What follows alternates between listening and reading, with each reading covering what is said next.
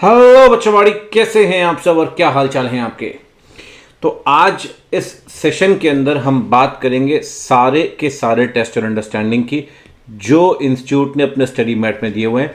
Basically ये वो illustrations हैं जो इंस्टीट्यूट स्टडी मैट के अंदर रखता है, बट कई बार आप इन्हें इग्नोर कर देते हैं।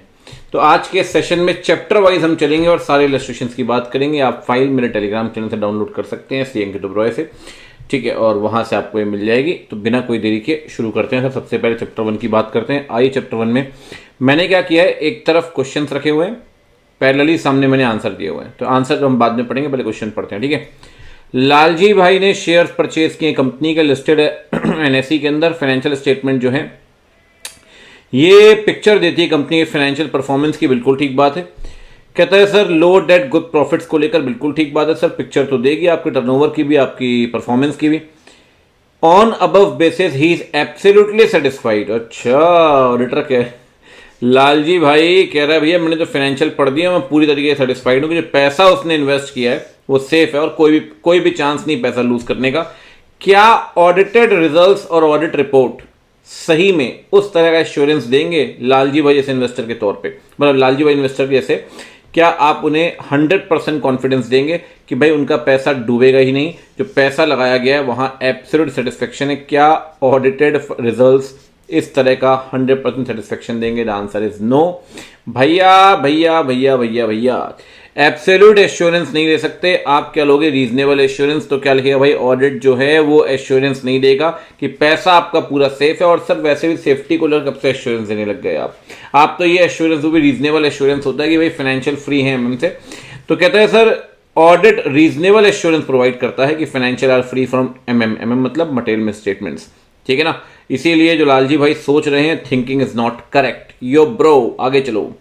Good Deeds Limited engaged in the business of recycling of waste from dumping grounds of municipal corporation of Indore to usable manure, ठीक है।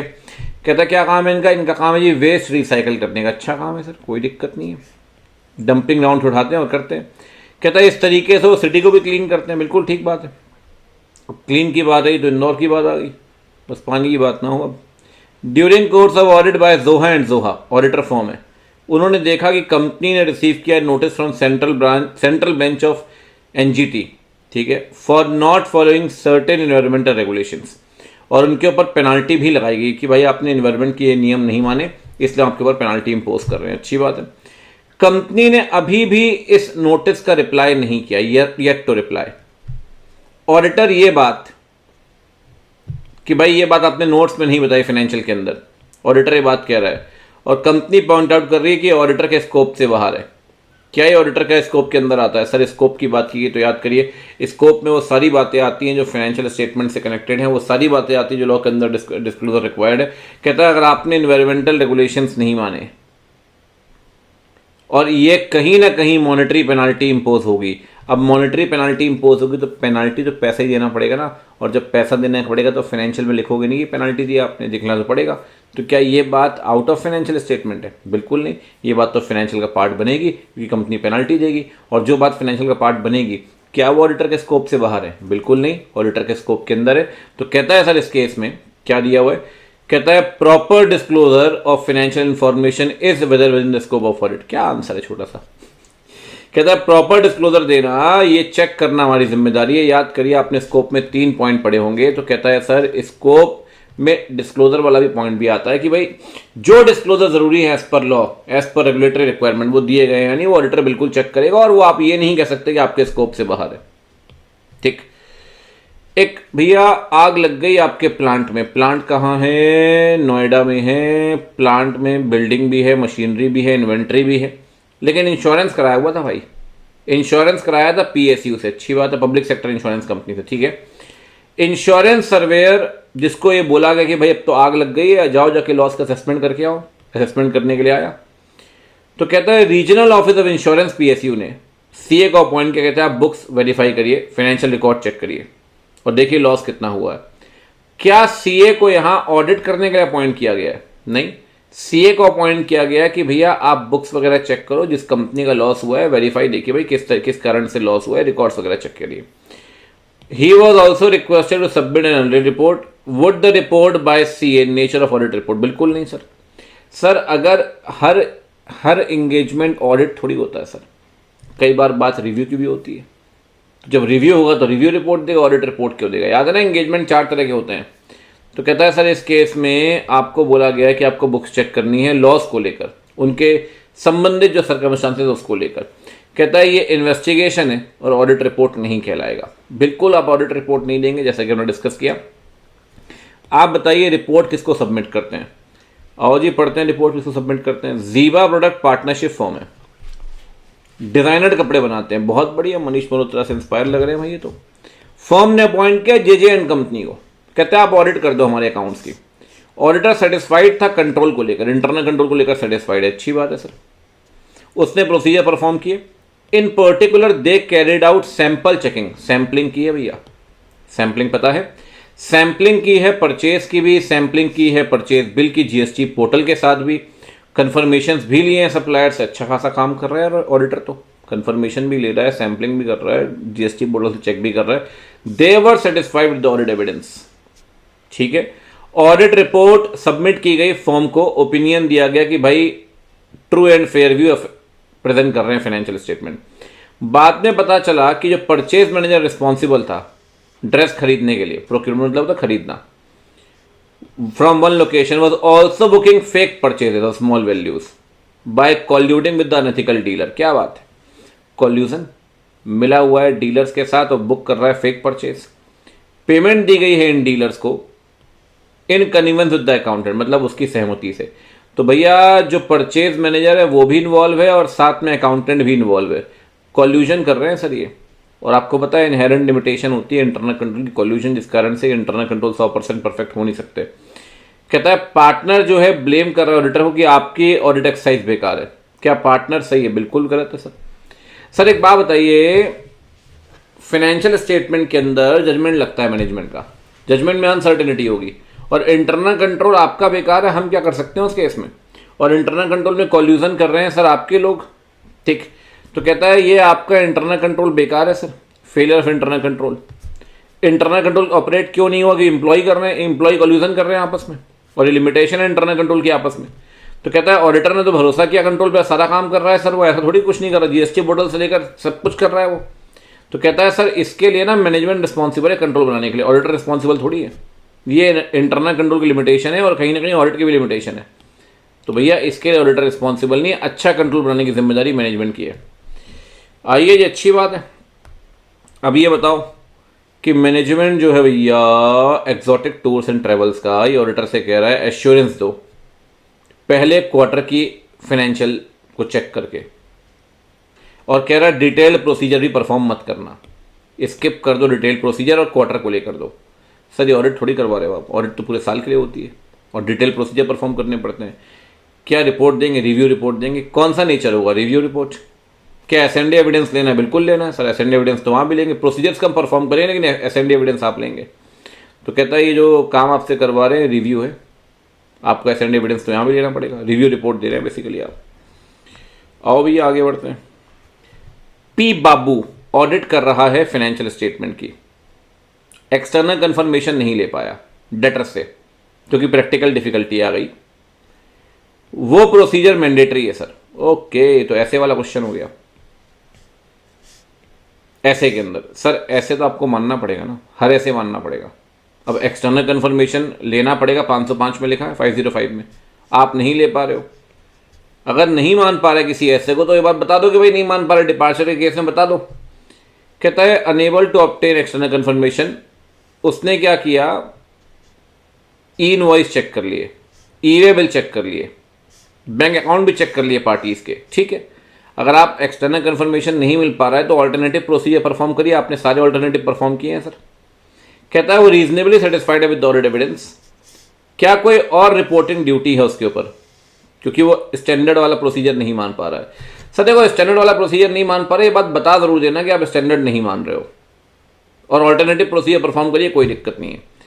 कहता है सर उसको अपनी रिपोर्ट में ना ये बात बतानी पड़ेगी, he should draw attention to such departure, कि भैया मेरे को ना एक्सटर्नल कंफर्मेशन लेना तो है 505 के हिसाब से, लेकिन मैं नहीं ले पा रहा हूँ ड्यू टू सर्कमस्टांसेस। साथ में जो आपने जो रीज़न है क्यों नहीं मान पा रहे आप, उसका डॉक्यूमेंटेशन करिए। जो ऑल्टरनेटिव आपने परफॉर्म किया उसका डॉक्यूमेंटेशन करिए, क्योंकि ऑल्टरनेटिव तो आपने परफॉर्म किए ही हैं, ई वे बिल से लेकर ये सब कुछ। तो कहता है ऑल्टरनेटिव आप परफॉर्म करिए, उसका डॉक्यूमेंटेशन कर लो। आप क्यों नहीं मान पाए ऐसे डिपार्चर का डॉक्यूमेंटेशन कर लो, और जो रीजंस हैं ठीक है वो रिपोर्ट में ज़रूर बताइए कि आप क्यों नहीं मान पाए। तो कभी भी कोई ऐसे नहीं मान पाते इन केस ऑफ डिपार्चर, तो आपको बताना पड़ता है, डॉक्यूमेंटेशन करना पड़ता है क्यों नहीं मान पाया वो ऐसे को। ये बेसिकली 200 का पॉइंट है। एनीवेज ठीक है भैया, चैप्टर 1 के सारे टेस्ट और अंडरस्टैंडिंग खत्म है 10 मिनट। अरे भाई हलवा है हलवा, मस्त गप गप करके खाते जाओ। अब आते हैं चैप्टर नंबर 2 में। आप ऑडिटर फॉर्म है, 30 साल की प्रैक्टिस है आपकी, आपको ऑडिटर बनाया गया है। उस कंपनी डिफेंस इक्विपमेंट बना रही है। डिफेंस सेक्टर को गवर्नमेंट ने ओपन किया प्राइवेट प्लेयर्स को रिसेंट टाइम में, अच्छी बात है सर। कई कंपनीज डिफेंस सेक्टर में एंटर हुई हैं, many new companies have entered. ठीक है, टेक्निकल और कॉम्प्लेक्स नेचर को देखते हुए ऑडिटर ने बोला कि एक्सपर्ट को रखना पड़ेगा, बिल्कुल रखिए एक्सपर्ट को। ठीक है, क्या एक्सपर्ट का इन्वॉल्वमेंट ऑडिटर के डोमेन के अंदर आता है प्लानिंग करते हुए? बिल्कुल आता है सर। जब आप प्लानिंग करेंगे तो आपको देखना पड़ता है इन्वॉल्वमेंट ऑफ एक्सपर्ट से लेकर इन्वॉल्वमेंट ऑफ इंटरनल ऑडिटर से लेकर इन्वॉल्वमेंट ऑफ जॉइंट ऑडिटर से लेकर इन्वॉल्वमेंट ऑफ अदर ऑडिटर तक, सब आपको देखना पड़ता है प्लानिंग के वक्त। तो कहता है क्या प्लानिंग के वक्त सारी बातें कंसीडर करनी पड़ेंगी? बिल्कुल करनी पड़ेंगी। तो कहता है consideration for involvement of expert आपके डोमेन के अंदर आता है, प्लानिंग करते हुए आपको ये बातें ध्यान में रखनी पड़ेंगी। तो कहता है कंपनी वैसे भी कॉम्प्लेक्स ऑपरेशन कर रही है, इसलिए प्लानिंग करते हुए आपको इन बातों को ध्यान रखना पड़ेगा, क्या एक्सपर्ट का अपॉइंटमेंट ज़रूरी है या नहीं। अब आपको थोड़ी पता है कि तोपें, मिसाइलें, arms, ammunitions, rifle, pistol, expert को रखना ही पड़ेगा उसके लिए। कह रहे ऑडिटर पिछले ज़माने में लियारी घूम के आया था। एनीवेज, तो अब चलते हैं। कार्तिक प्लानिंग कर रहा है ऑडिट करने की, अच्छी बात है sir. Cosmetic company, manufacturing company है। ऑपरेशंस को देखते हुए उसने बोला कि मैं टेस्टिंग ऑफ कंट्रोल इंक्लूड करूंगा ओवर परचेज, सेल, इन्वेंट्री, अच्छी बात है। कहता है मैं टीओसी को इंक्लूड करूंगा टेस्टिंग ऑफ कंट्रोल। 330 के अंदर पढ़ते हैं ना टीओसी। वन फाइन डे उस कॉर्पोरेट ऑफिस पहुंचा कंपनी के, उसने बोला यार मैनुअल दो मुझे, इंटरनल कंट्रोल मैनुअल कहते हैं, पढ़ा भी होगा आपने, आईसी मैनुअल कहते हैं बेसिकली से, और डॉक्यूमेंटेशन चाहिए कि वो सरप्राइज एलिमेंट लाना चाहता है टेस्टिंग के अंदर। He had never share with management his intention to carry out the above procedures. देखिए जैसा है मैं बताऊं ऐसे 300 क्या बोलता है। कहता है जब भी आप प्लानिंग कर रहे हैं तो प्लानिंग की बातें आप मैनेजमेंट को शेयर कर दो सर, ताकि चीज़ें फैसिलिटेट कर पाए मैनेजमेंट भी। हर दिन जाके धमाका थोड़ी दोगे, अरे आज मैं ये चेक करूंगा, 2 घंटे उसको लग गए रिकॉर्ड निकालने में, फिर प्रिंट आउट निकाल रहा है सेल्स रिपोर्ट का, ये सब सर रोज़ धमाका थोड़ी दोगे, कभी कभी सरप्राइज चलता है। लेकिन आप इफेक्टिवली बता दो टाइम में कि आप क्या आपके एलिमेंट्स हैं, आप प्लानिंग के एलिमेंट्स शेयर कर सकते हैं विद द मैनेजमेंट। लेकिन इतनी बात जरूर ध्यान रखना, प्लानिंग शेयर करते वक्त इतना भी शेयर मत कर देना कि इफेक्टिवनेस कॉम्प्रोमाइज हो जाए। तो कहता है इस केस में, in this case CA Kartik office पहुंचा बिना शेयरिंग मैनेजमेंट के साथ करके। तो कहता है ऑडिटर में डिसाइड टू डिस्कस कि भाई मैं शेयर करना चाहता हूं, बिल्कुल शेयर करिए, कोई दिक्कत नहीं। Elements of planning with the management to facilitate the conduct and management of audit engagement, बिल्कुल ठीक बात है। लेकिन इतना मत बता देना कि जो आपकी इफेक्टिवनेस है वो कॉम्प्रोमाइज हो जाए। तो विदाउट इफेक्टिवनेस कॉम्प्रोमाइज किए हुए आप चीज़ें बताइए, कोई दिक्कत नहीं है। और कहता है अगर आप विजिट करना चाहते हैं और ये बात आप बताना चाहते हैं तो इससे चीज़ें इतनी कॉम्प्रोमाइज़ नहीं होंगी। तो बेटर फैसिलिटेशन के लिए ये बेहतर होगा कि आप बता दें मैनेजमेंट को, हर दिन धमाका मत करिए कि सरप्राइज आज मैं ये चेक करूंगा। इसलिए जो ऑडिटर का जो कंडक्ट है वो प्रॉपर नहीं है कि उसने नहीं बताया और जाके सरप्राइज दे दिया। कहता he had never share with the management his intention to carry out the above procedure. तो भैया वन फाइन डे आप अचानक से पहुंचे और आपने कहा मुझे ये चाहिए, ऐसा ये अप्रोच ठीक नहीं है। प्लानिंग करते वक्त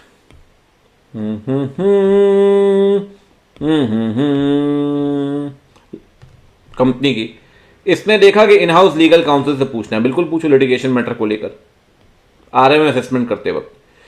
सर 2 केस में बात करो, 3 केस में मुलाकात करो, आप बताइए are you able to identify set procedures. कहता है सर जो पेंडिंग लिटिगेशन मैटर है ना कंपनी को लेकर, उसको लेकर अपन बात करेंगे इन हाउस लीगल काउंसिल से। 315 भी कहता है पूछो, 6 लोगों से पूछते हैं अपन चीज़ों को लेकर। उसमें एक इन हाउस लीगल काउंसिल भी होता है, याद है, आईए पर्सोनल, आईटी पर्सोनल्स, तो उसमें 6 लोग होते हैं, उसमें से एक ये होता है। कहता है आप बताइए क्या ये प्रोसीजर्स इंक्लूड करने चाहिए प्लानिंग के अंदर। सर प्लानिंग के अंदर ना, याद करिए, एंटी ऑफ रैप भी आता है, एंटी ऑफ फैप भी आता है और अदर प्रोसीजर्स भी आते हैं। तो अगर रैप के अंदर आप ये काम कर रहे हैं, रैप मतलब ये असेसमेंट कर रहे हैं रिस्क, आप रिस्क असेसमेंट क्या रैप ही तो है, तो क्या इंक्लूड नहीं करेंगे आप प्लानिंग में? कहता है सर बिल्कुल इंक्लूड करेंगे कि ये रैप है, खुद ये रैप लिख रहे रिस्क असेसमेंट प्रोसीजर। तो कहता है सर मैंने आपने पढ़ा भी होगा प्लानिंग की मीनिंग के अंदर कि प्लानिंग में 3 चीज़ें आती हैं, anti of RAP, anti of FAP, other procedures. तो भैया ये एंटी ऑफ फैप है, रैप है, इसे बिल्कुल इंक्लूड करिए, आप कोई दिक्कत नहीं है। कहता है सीए शुभेंदु ऑडिटर है सोशल मीडिया कंपनी का। Wow nice. Information technology regulation आगे गवर्नमेंट का मैंडेटरी हो चुका है उन कंपनीज को ग्रीवियंस रिड्रेसल मैकेनिज्म तैयार करना। अच्छी बात है।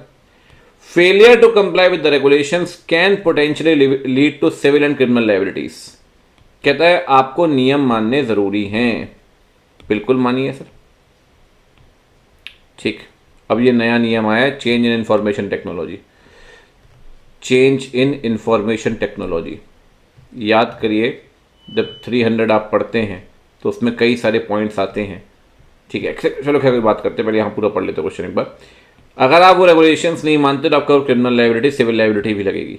क्या स्ट्रेटजी बनाते वक्त आपको ये बातें माननी पड़ेगी, कंसीडर करना पड़ेगा? बिल्कुल करना पड़ेगा सर। स्ट्रेटजी बनाते वक्त 5 बातें कंसीडर करते हैं आप, और 5 में से अगर आपको थोड़ा सा याद हो तो 5 में अपन अलग अलग पॉइंट डिस्कस करते हैं, ठीक है ना। तो कहता है जब भी चाहे आपको याद हो रिजल्ट ऑफ पी एक्टिविटीज, कुछ याद है, कैरेक्टरिस्टिक्स ऑफ एंगेजमेंट, ठीक है। तो कहता है उसमें हम ये भी देखते हैं, उसमें एक सब पॉइंट आता है बेसिकली कि क्या कोई चेंजेस हुए लॉज रेगुलेशंस में। तो कहता है लॉ रेगुलेशन में अगर चेंज हुआ है तो ये बिल्कुल कंसीडर किया जाएगा वाइल एस्टेब्लिशिंग द स्ट्रेटजी। तो बिल्कुल आप करिए, कोई दिक्कत नहीं है, ठीक है। अगला है audit program. Rohit practical training कर रहा है, इंगेजमेंट टीम का पार्ट है, उसे ऑडिट प्रोग्राम दिया गया है सेल्स को लेकर। कहता है प्रोग्राम के अंदर ना सारे आइटम लिखे हुए, कौन कौन सी चीजें चेक करनी है, कौन सी चीजें वेरीफाई करनी है, इनवॉइस, ये सब कुछ लिखा हुआ है, ठीक है। वेरिफिकेशन करते वक्त उसने नोटिस किया कई सारे ईवे बिल जो है वो कैंसिल किए कंपनी ने with in 24 hours of the generation. लेकिन इस बारे में ऑडिट प्रोग्राम में कोई भी इंस्ट्रक्शन नहीं है। सर ऑडिट असिस्टेंट का ओपन माइंड का होना जरूरी है, ओपन माइंड का होना जरूरी है। अरे भाई तो फिर हिलने डुलने लग गया तू, अब ठीक है रुक जा नालायक। ओपन माइंड का मतलब है कि सर जो बातें ऑडिट प्रोग्राम में नहीं लिखी ना उसे आप इंक्लूड कर सकते हैं, और जो बातें लिखी हैं आप ड्रॉप कर सकते हैं। आपने टॉपिक पढ़ा हुआ, कहता है आपने ईवे बिल देखे जनरेट होने के 24 घंटे के अंदर कैंसिल हो रहे हैं। तो कहता है लेकिन इस बारे में प्रोग्राम में कुछ भी नहीं लिखा गया। तो कहता है बिल्कुल करिए इंक्लूड, कोई दिक्कत नहीं। तो भी नहीं रुका नालायक, मटकना बंद कर दे। अब ठीक है, अरे पता नहीं कौन सा कैमरा ले आया हूं मैं अपने आप रोटेशन करते रहता है अपने आप, नलायक कहीं का। देखिए attitude of Rohit is not proper, उसको मैटर्स देखने चाहिए थे। अगर आपने नहीं देखे कि इस ग्राउंड पे कि कोई स्पेसिफिक इंस्ट्रक्शन नहीं है तो उसने, अच्छा ये हमने पढ़ा ही नहीं। ही कीप्स मम मतलब वो चुप था। सर अगर नहीं लिखा तो भैया आपका ओपन माइंड का होना जरूरी है। और अगर कुछ भी ऐसा है तो एक चौथा पॉइंट भी था उसमें, लास्ट पॉइंट याद करिए उसी टॉपिक के अंदर, assistant should be open mind में कि आप अपने सीनियर को बताइए, अपने पार्टनर को बताइए। तो कहता है उसको ऑब्जेक्टिवली ये मैटर देखने चाहिए थे और बताने चाहिए अपने प्रिंसिपल को, ठीक है। कहता है ये बात ऐसी है कि ईवे बिल बनाया और कैंसिल हुआ, इस बात को ध्यान देना जरूरी था, लेकिन आपने बात तो बताई नहीं। तो आपका जो एटीट्यूड है वो प्रॉपर नहीं है, इट इज नॉट प्रॉपर, ठीक है। ठीक है सर, 2 चैप्टर खत्म हो गए, पहले में 10 मिनट, यहाँ 9 मिनट। चलो आइए बात कर लेते हैं फटाफट से चैप्टर नंबर 3 की। चैप्टर नंबर 3 क्या बोलता है, आइए जी। चैप्टर नंबर 3 कहता है सर सबसे पहले अगर आप देखो इस क्वेश्चन को कि wear and tear private limited एक स्टार्टअप है जो हॉलिस्टिक सॉल्यूशंस मतलब कंप्लीट सॉल्यूशंस देता है पैडी स्टेबल बर्निंग्स को लेकर। अरे जो पराली जलाते हैं पंजाब में, ठीक है, उसको उसके सॉल्यूशंस को लेकर, ठीक है, खासकर नॉर्थ वेस्ट इंडिया के अंदर। और due to importance given by the government to this issue, company have entered into market in the past few years. बहुत सारी कंपनीज ऐसी हैं जो सक्सेसफुल नहीं रही हैं पास्ट में इस इंडस्ट्री के अंदर और बर्बाद हो चुकी हैं। आप बताइए आप आरएमएम का कौन से कंपोनेंट स्पॉट करते हैं यहाँ पे? अगर बहुत सारी एंटिटी बर्बाद हो चुकी है पास्ट में तो हो सकता है कि क्लाइंट भी बर्बाद हो जाए। तो यहां पे जो कंपोनेंट आएगा वो आएगा इनहेरेंट रिस्क का, ठीक है, याद है IRCR मल्टीप्लाई करेंगे तो RMM आएगा। तो कहता है ये दिया गया है भाई कि पास्ट में जो आपकी कंपनीज हैं वो रही हैं बर्बाद हुई हैं, लॉस मेकिंग रही हैं, तो आपकी कंपनी भी हो सकती है उस केस में। तो चांसेस है कि क्या पता फाइनेंशियल्स को मैनिपुलेट करे मैनेजमेंट, तो उस केस में आप मानेंगे जो ये इन्वॉल्वमेंट है जिस कंपोनेंट का, उसे बोलेंगे अपन दैट इज इनहेरेंट रिस्क, ठीक है। कंपनी का इंटरनल कंट्रोल है इन्वेंट्री को लेकर, ठीक है, ताकि डैमेज ना हो इन्वेंट्री को लेकर। रिस्पॉन्सिबिलिटी जो है सिर्फ 2 लोगों पे दी गई है कि आपको ही सब कुछ देखना है भाई। अगर ये 2 लोग ही मिली भगत करके बदमाशी करनी शुरू कर देंगे तो फिर इंटरनल कंट्रोल किसी काम का तो रहेगा नहीं। तो यहाँ पे रिस्क कौन सा है, यहाँ पे है कंट्रोल रिस्क।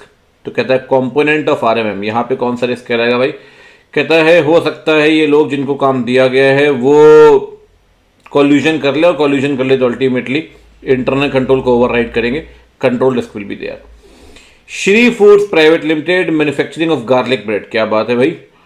ऑडिटर जो है प्लान कर रहा है procedure in respect of recognition और revenue of the company despite that there is a possibility कि हम कितने भी प्रोसीजर क्यों ना परफॉर्म कर ले, ऑडिटर लिखा हुआ है, उसके बाद भी कुछ ना कुछ मिस स्टेटमेंट तो ऐसे रहेंगी जो ऑडिटर नहीं पकड़ पाएगा। जो ऑडिटर नहीं पकड़ पाएगा वो रिस्क कौन सा है सर, डिटेक्शन रिस्क। तो कहता है इसे आप बोलेंगे दिस इज डिटेक्शन रिस्क, बिल्कुल सही बात है। जो लिमिटेड प्लानिंग कर रहा है to list on Bombay stock exchange, auditor के तौर पे आइडेंटिफाई करिए any one reason of increase auditor listing. देखो जी, आप अगर लिस्टिंग करवाने जा रहे हो तो हो सकता है कि फाइनेंशियल्स को मैनिपुलेट करेंगे आप, और अगर फाइनेंशियल्स को मैनिपुलेट करेंगे आप तो सर उस केस में फाइनेंशियल्स के अंदर मटेरियल मिसस्टेटमेंट होगा, और अगर मटेरियल मिसस्टेटमेंट होगा तो सर फाइनेंशियल को लेकर देयर इज अ रिस्क। कौन सा रिस्क है, यहाँ है सर इनहेरेंट रिस्क। फाइनेंशियल्स को मैनिपुलेट कर सकते हैं, सस्पिशन है इस केस में, to show better picture of the company, आप कंपनी को प्रॉफिट मेकिंग बनाएंगे और ये सब, ठीक। तो कहता है यहाँ पे जो लिमिटेड प्लानिंग कर रही है सर लिस्टिंग करवाने की, ग्रेटर चांस ऑफ मिसस्टेटमेंट है कि लिस्टिंग करवाने वाले हैं, तो पॉसिबिलिटी हो सकती है कि शायद मैनिपुलेशन करें इंटेंशनली फाइनेंशियल स्टेटमेंट ताकि गुड रिस्पॉन्स, अच्छा रिस्पॉन्स आए। तो यहाँ पे रिस्क तो बढ़ेगा सर, और रिस्क बढ़ेगा तो कहता है इनहेरेंट रिस्क तो है ही। ये कहता है यहां पे हो सकता है ऑडिटर एक इनअप्रोप्रिएट ओपिनियन दे, तो इन्होंने इस केस में बोला है कि ऑडिटर शायद इनअप्रोप्रिएट ओपिनियन दे, तो इन्होंने बोला ऑडिट रिस्क ही बढ़ेगा इस केस में। जबकि मुझे लगता है सबसे पहले इनको बोलना चाहिए इनहेरेंट रिस्क बढ़ेगा, reason being suspicion of misstatement है, तो वहां पे इनहेरेंट रिस्क तो बढ़ना ही बढ़ना है, ठीक है। चलो भाई अब चलते हैं आगे, अगला क्वेश्चन देखो फटाफट से।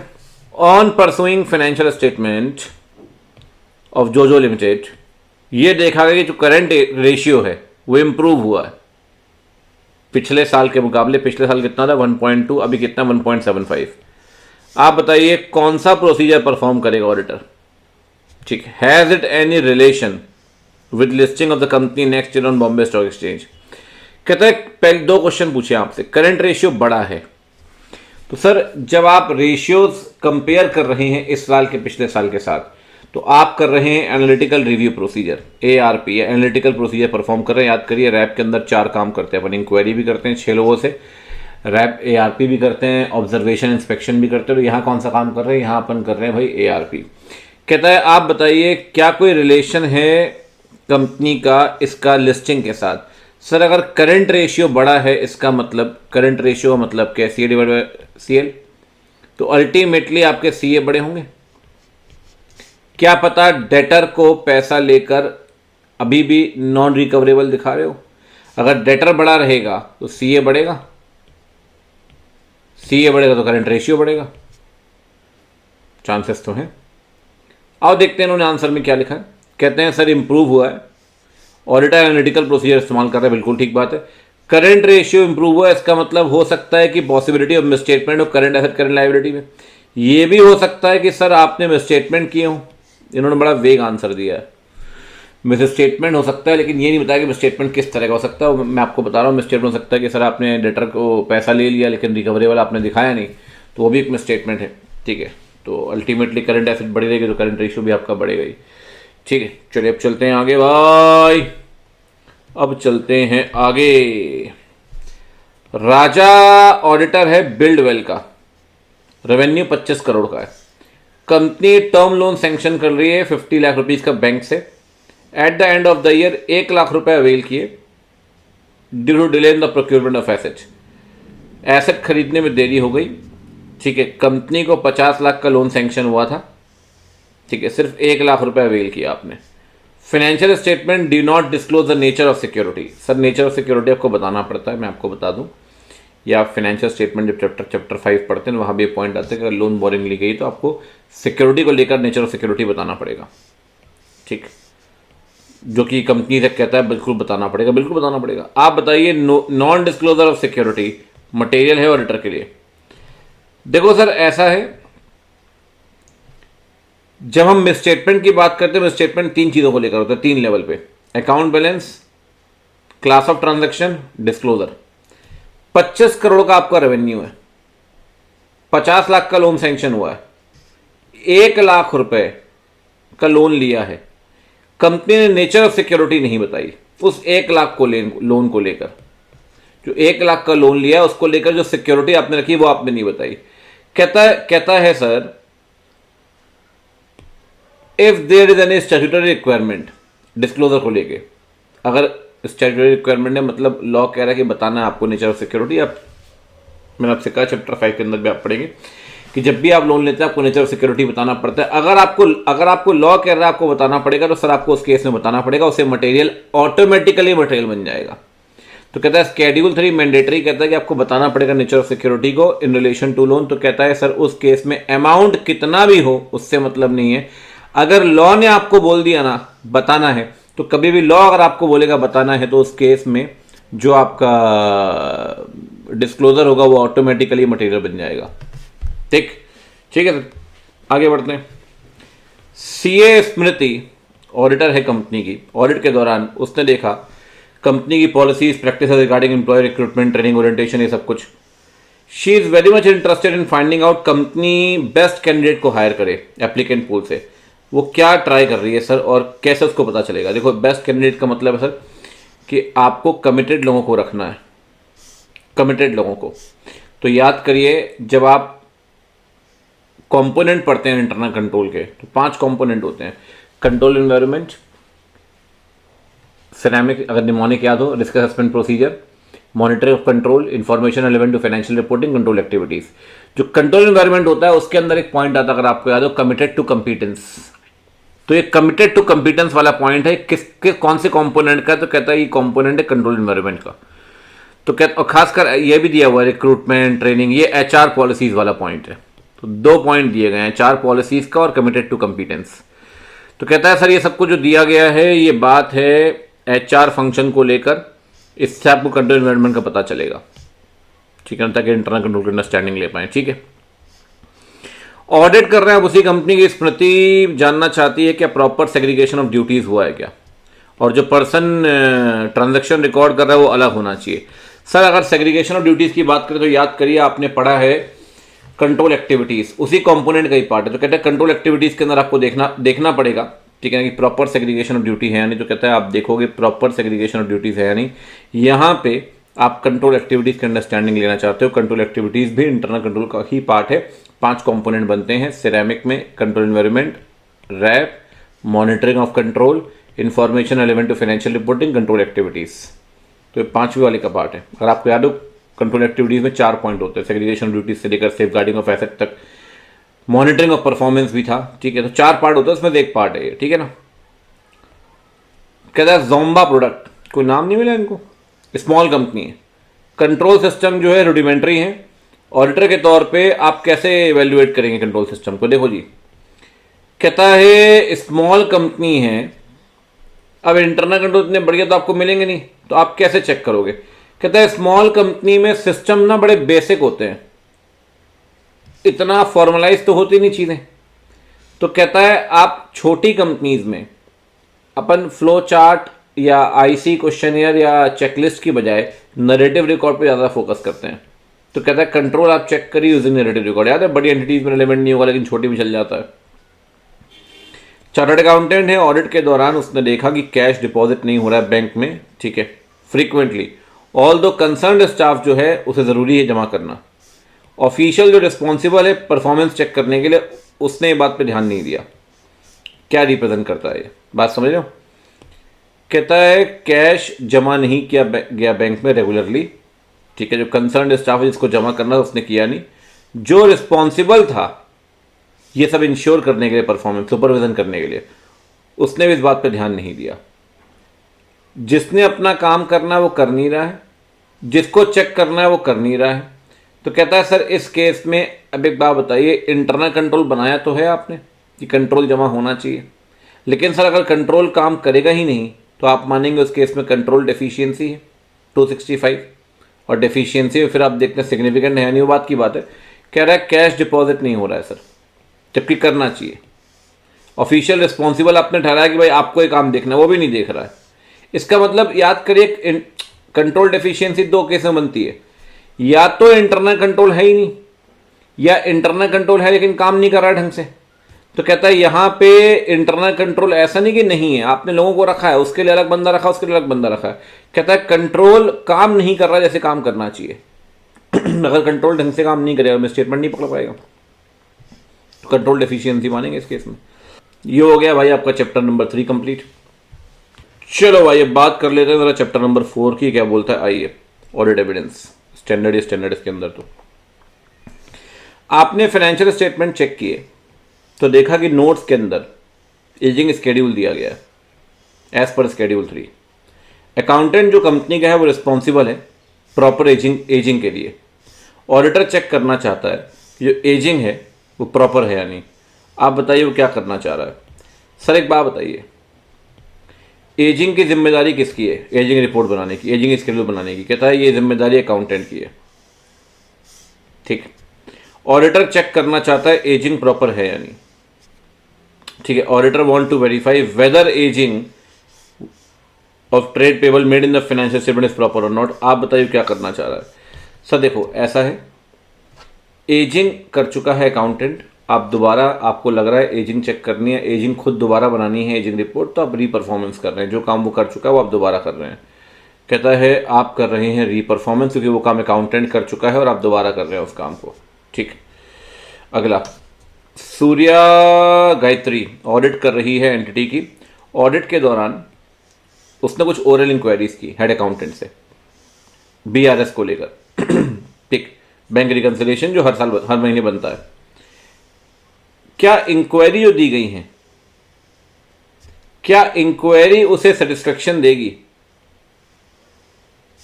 कि कंट्रोल जो है बीआरएस को लेकर ढंग से काम कर रहा है? सर देखो, इंक्वायरी अपन मैनेजमेंट से करते हैं 500 के अंदर, लेकिन मैनेजमेंट के इंटेंट को लेकर सिर्फ इंक्वायरी काफ़ी नहीं होती। तो इंक्वायरी एविडेंस तो है लेकिन अपने आप में एसेंडी एविडेंस नहीं है। तो अगर आप बोलेंगे सर सिर्फ इंक्वायरी से बात बन जाएगी, तो ऐसा नहीं है सर। कहता है इंक्वायरी आपको मैनेजमेंट के इंटेंट का 100% कंफर्मेशन नहीं दे सकती। तो इस केस में क्या दिया, वो कहता है इंक्वायरी अकेले कभी भी एसेंडी एविडेंस नहीं देगी, ठीक। तो कहता है इन द इंस्टेंट के सूर्य गायत्री को चेक करना चाहिए कि बीआरएस को प्रॉपर तरीके से मैनेजमेंट ने बनाया है, तभी उसे सेटिस्फेक्शन मिलेगा कि भाई सही में कंट्रोल ढंग से काम कर रहे हैं कि नहीं। सिर्फ इंक्वायरी करके आप ये पता नहीं लगा सकते कि चीज़ें ठीक हैं या नहीं। इंक्वायरी एकमात्र तरीका नहीं है, 7 तरीके से एविडेंस मिलता है। Inquiry, inspection, recalculation, reperformance, ARP, external confirmation, observation, 7 तरीके से, उसमें से एक है इंक्वायरी। सिर्फ इंक्वायरी करके ऑडिट हो रही थी, बात ही अलग थी सर। कंपनी ने स्टिपुलेट किया कि कंट्रोल जो है रिकंसिलिएशन को लेकर, उसमें क्वांटिटेटिव डिटेल्स दी गई हैं पीपीई की, ठीक बात है, और वो रेगुलर इंटरवल पे चेक भी कर रहे हैं, फिजिकल वेरिफिकेशन भी हो रहा है। ऑडिटर ने देखा जो रिकंसिलिएशंस हैं वो कैरी भी किए जा रहे हैं, अच्छी बात है। Whether above factor increase reliability of other internally generated evidence within the company relating to existence such item. बिल्कुल अच्छा, बहुत ही अच्छा पॉइंट है। क्या दिया गया जरा दोबारा पढ़ो इसको एक बार। कंपनी ने बताया कि हमारा एक कंट्रोल है जिसमें हम रिकॉर्ड्स को रिकंसाइल करते हैं। हम पीपी में कितनी पीपी है हमारी, कितनी क्वांटिटी, उसको रिकंसाइल करते हैं, रेगुलर इंटरवल से फिजिकल वेरिफिकेशन भी करते हैं। मतलब अब जैसे मान लो पीपी में फर्नीचर है या पीपी के अंदर आपकी मशीनरी है, तो कहता है हम ना जितने रिकॉर्ड्स हमने मेंटेन किया सबको रिकंसिडर करते हैं कि हाँ भाई इतनी मशीनरी है या नहीं, इतने टूल्स हैं कि नहीं, इतने फर्नीचर पड़े हैं या नहीं, तो कहता है रिकंसाइल करते हैं और फिजिकल वेरिफिकेशन भी करते हैं, कमियां आती ठीक करते हैं। एक बात समझ में आती है, इंटरनल कंट्रोल स्ट्रांग है। अगर याद करिए ऐसे 500 external evidences are more reliable than internal evidences. However internal evidences can also be reliable if internal controls are strong. If internal controls are strong, अब यहां पे कंट्रोल स्ट्रांग है तो ऑडिटर ने देखा सब कुछ हो भी रहा है, हैज बीन कैरिड आउट जैसा बताया गया था, एज स्टिपुलेटेड जैसा बताया गया था वैसा कैरी भी किया गया। कहता है आप बताइए क्या ये फैक्टर बाकी जो एविडेंसेस है उनकी रिलायबिलिटी इंक्रीज करता है? बिल्कुल करता है सर। अगर इंटरनल कंट्रोल स्ट्रांग है तो उसमें नीचे एक लाइन लिखी होती है 500 के अंदर कि इंटरनल एविडेंस को रिलायबल मानेंगे अगर इंटरनल कंट्रोल स्ट्रांग होंगे तब। तो कहता है इट मीन्स कंट्रोल जो है वो ढंग से काम कर रहे हैं, रिलायबिलिटी ऑफ ऑडिट एविडेंस बढ़ जाती है बाकी एविडेंसेस की भी जब कंट्रोल ढंग से काम करते हैं तब। External are more reliable than internal evidences but however internal can also be reliable if internal controls are strong. उस पॉइंट से क्वेश्चन है ये। कंपनी ने बताया, स्टिपुलेशन मतलब होता है बताना कि कंट्रोल जो है ऑटोमेटेड सॉफ्टवेयर के थ्रू, जहां इंटरेस्ट जो 12% है वो कस्टमर जो पैसे नहीं दे पाते एक महीने के अंदर, डेटर्स पैसे नहीं दे पाते उससे 12% इंटरेस्ट लगाते हैं हम, और वो 12% इंटरेस्ट हम नहीं निकालते, कौन निकालता है? सॉफ्टवेयर निकालता है हमारे लिए। इंटरनल ऑडिटर ने देखा कि एक सर्टेन पीरियड में सॉफ्टवेयर फेल कर गया इंटरेस्ट चार्ज करना क्योंकि टेक्निकल ग्लिच था उसमें, ठीक है। क्या ये रिपोर्टिंग आपके डोमेन में आती आएगी? क्यों नहीं आएगी सर? आइए ये नहीं चेक करेगा तो और क्या चेक करेगा? आपको कंट्रोल चेक करने हैं, ऑटोमेटेड भी, जनरल आईटी कंट्रोल्स भी। आइए तो खैर सर बिल्कुल बताया, क्यों नहीं बताया ये? कहता है सर अल्टीमेटली मैं आपको एक बात बोलूँ भाई, आइए का काम क्या? आइए का काम है उसने कंट्रोल चेक करने और अगर कमियां हैं तो इंप्रूवमेंट रिकमेंड करेगा। आपने देखा कि इंटरेस्ट जो निकालने वाली बात थी टेक्निकल ग्लिच आया, वो इंटरेस्ट कंप्यूट करना बंद कर दिया। कहता है इस केस में लॉस ऑफ रेवेन्यू हुआ कंपनी को? बिल्कुल बताइए sir. Definitely falls in the domain of reporting by IA. बहुत ही सिंपल क्वेश्चन है। सीए सुकेश एक्सटर्नल ऑडिटर है, ठीक है ना सर। उसने देखा कि कंपनी का आईए है और उसने देखा कि आईए रिपोर्टिंग नहीं कर रहा है directly to higher equivalence to the management, ठीक है। जो हायर मैनेजमेंट है, टॉप मैनेजमेंट है, उसको सीधे रिपोर्ट नहीं कर रहा है कौन? आईए। आईए मतलब इंटरनल ऑडिटर। सीए सुकेश ने देखा कि आरएमएम हाई है। क्या सही होगा सीए सुकेश के लिए कि आईए के ऊपर भरोसा कर ले इस सिचुएशन में? देखो सर, जो काम मैनेजमेंट के लिए नहीं कर रहा है आईए, उस काम को लेकर आप डायरेक्ट असिस्टेंस ले सकते हैं आईए से।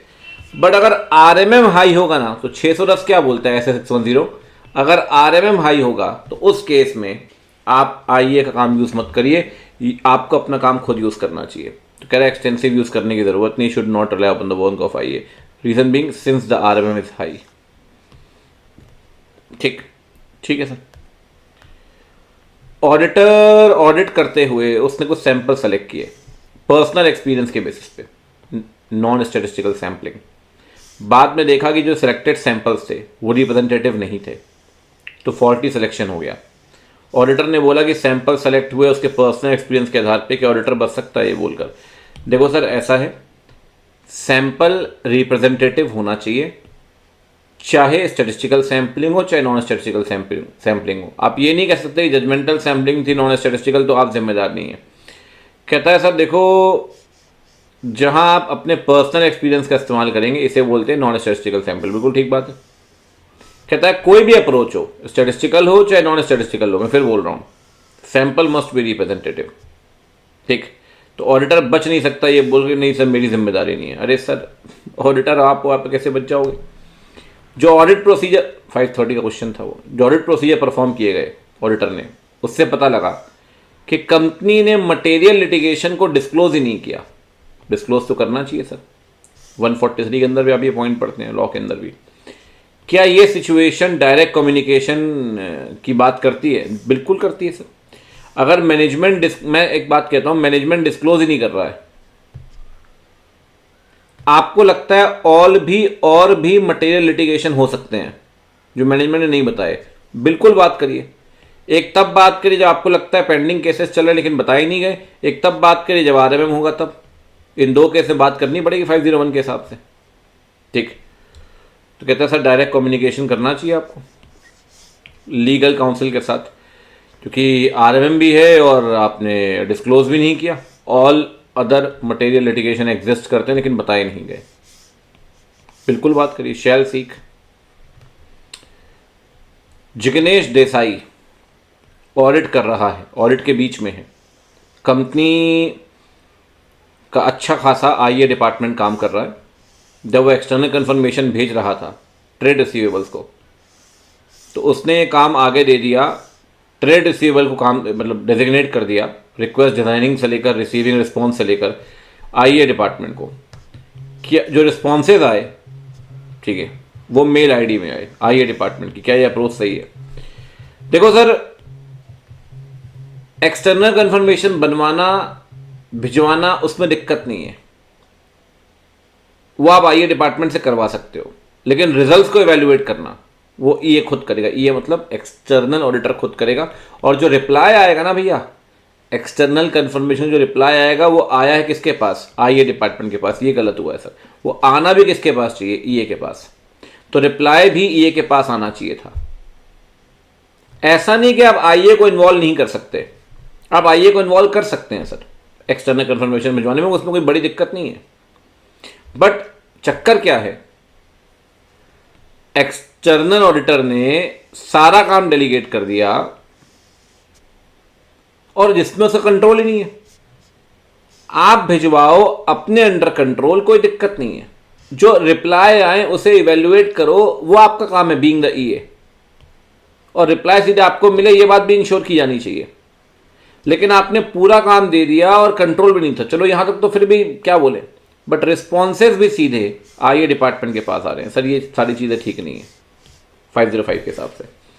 डेलीगेशन में दिक्कत नहीं है, but you have to maintain control over the sending of external confirmations, and you will compare the external confirmations with the information provided by the management. एक तो आपने सारा काम दे दिया, पहली वो गलती की आपने। दूसरी बात भाई, रिप्लाई आपको सीधे आना चाहिए था, दूसरी ये गलती हुई। आपने ट्रेड रिसीवेबल्स का स्केड्यूल देखा तो देखा कि आउटस्टैंडिंग बैलेंस है। सीएफओ जो है वो एक्सटर्नल कंफर्मेशन भेजने नहीं दे रहा आपको। 505 कहता है अगर अलाउ नहीं कर रहा है ना तो देखो रीजनेबल ग्राउंड है कि नहीं। कह रहा है सेंडिंग आउट रिक्वेस्ट को spoil precariously placed business relation with the customer. देखिए सर ऐसा है, कभी भी अगर मैनेजमेंट आपको मना करता है एक्सटर्नल कंफर्मेशन भेजने से, तो आप उससे पूछिए भाई क्यों मना कर रहा है। अगर जस्टिफाइड होने तो बात समझ में आती है, उसके बिना सर आप ऑल्टरनेटिव प्रोसीजर देखिए, आरएमएम पर रैप देखिए, रिस्क कैसा है वो देखिए। अगर आपको ऑल्टरनेटिव एविडेंस ना मिले तो रिपोर्ट मॉडिफाई कर दीजिए। तो यहां पर ये बोल रहा है कि सर बिजनेस रिलेशन खराब होंगे, आप मत पूछिए भाई। डिस्प्यूट हो समझ में आता है, निगोशिएशन हो रहे हो समझ में आता है। 505 के अंदर दो कारण दिए गए, दो एग्जाम्पल दिए गए। एक डिस्प्यूट चल रहा है, ongoing dispute with the external third party, और दूसरा ऑनगोइंग निगोशिएशंस। कोई बात नहीं, पूरा पढ़ते हैं। यहाँ कोई दोनों में से कोई भी ग्राउंड नहीं दिया गया, यहाँ ग्राउंड दिया गया रिलेशन खराब हो जाएंगे। फर्दर इंक्वायरी की पता चला डिस्प्यूट चल रहा है। बहुत बढ़िया सर, डिस्प्यूट चल रहा है क्वालिटी इश्यूज को लेकर जो गुड्स भेजे गए थे। सर डिस्प्यूट वैलिड ग्राउंड है, रीजनेबल ग्राउंड है, कोई दिक्कत नहीं, रोक सकता है वो आपको। एफर्ट्स दिए गए out of the court settlement, negotiations भी चल रहे हैं। जब आपने कस्टमर का करस्पॉन्डेंस देखा तो आपको लगा कि इशू जो है रिजॉल्व होने वाला है और कोई फ्रॉड फैक्टर भी नहीं है। क्या अनविलिंगनेस जस्टिफाइबल है? बिल्कुल सर, बिल्कुल है, बिल्कुल है। क्यों जस्टिफाइबल है? रीजनिंग सबसे बड़ी बात तो डिस्प्यूट चल रहा है, निगोशिएशन भी हो रहा है और आपको लग रहा है रिजोल्यूशन भी होने वाला है, तो कोई दिक्कत वाली बात नहीं। क्योंकि जब भी मैनेजमेंट आपको मना करेगा, ऑडिटर बोलेगा सर मुझे ना रीजन दो, और रीजन देखोगे आपके रीजन वैलिड और रीजनेबल है या नहीं। बात आ रही समझ? अब चलते हैं आगे। ऑडिटर कह रहा है सर मैं एआरपी लगाऊंगा रेवेन्यू चेक करने के लिए। कोई भी एआरपी बताइए जो लगा सकते हैं रेवेन्यू के लिए। अरे ये तो बहुत सिंपल है यार, रेवेन्यू के लिए दुनिया जान के तमाम लगा सकते हैं, दो तो फिर भी ठीक है। 520 वाला क्वेश्चन है। पहला कह रहा है करंट ईयर रेवेन्यू को प्रीवियस ईयर से कंपेयर कर लो, ट्रेंड एनालिसिस, और सिग्निफिकेंट वेरिएशन है तो बात करो, इन्वेस्टिगेट करो। और करंट ईयर का एक्चुअल फिगर को बजटेड फिगर से कंपेयर करिए, करंट ईयर फिगर को प्रीवियस ईयर फिगर से कंपेयर करिए, एक्चुअल फिगर को बजटेड फिगर से कंपेयर करिए, और सिग्निफिकेंट वेरिएशंस आए तो इन्वेस्टिगेट करिए। हल हुआ। लो भाई, ये भी हो गया चैप्टर 4 खत्म। चलो भाई, अब चलते हैं चैप्टर 5 की तरफ। चैप्टर 5 क्या बोलता है ये देखते हैं। Audit of items of financial statements, ठीक बात है। Company engaged in the manufacturing of fabrics from yarn purchased from different suppliers. Occasionally ये मैन्युफैक्चर करती है fabric tailor made in accordance with the requirement of certain mills. इसका मतलब क्या है भैया? इसका मतलब ये है कि कंपनी फैब्रिक बनाती है जो यार्न परचेज करती है अलग अलग सप्लायर से, साथ में मैन्युफैक्चर करती है फैब्रिक टेलर्स जैसे रिक्वायरमेंट होती है मिल की, उसके हिसाब से। ठीक है, मतलब मिल की तरफ से यार्न आता है, वो अपने लिए मैन्युफैक्चरिंग करते हैं, मिल की लिए भी यार्न कपड़ा बनाते हैं, फैब्रिक बनाते हैं। कंपनी ने बिल रेज किया लेबर चार्जेस का, क्योंकि उन्होंने यार्न से फैब्रिक बनाना था बेसिकली, उसके लिए बिल रेज किया उन मिल से जिनसे यार्न आया था। यार्न मतलब रॉ मटेरियल, और उससे आप बनाते हैं फिनिश गुड्स दूसरों के लिए भी। ऑडिटर देखना चाहता है कि जो स्टॉक कंपनी का है उसमें थर्ड पार्टी का स्टॉक नहीं आना चाहिए। बिल्कुल ठीक बात है। अगर मिल से आपको यार्न आ रहा है, आप फैब्रिक बना रहे हो, मिल को वापस कर रहे हो, तो जो आप बना रहे हो उसमें आप 31 मार्च को आपका भी स्टॉक पड़ा हुआ RM, और ये बाकी मिल से आपको आया है उनका भी स्टॉक पड़ा होगा। तो कहता है सर आप बताइए, आप चेक करना चाहते हैं कि जो स्टॉक पड़ा है 31 मार्च को एंटिटी के पास, वो एंटिटी का स्टॉक होना चाहिए, थर्ड पार्टी के स्टॉक को एंटिटी के स्टॉक में काउंट नहीं करेंगे। तो कौन सा असर्शन चेक कर रहा है ऑडिटर इस केस में? Rights and obligations.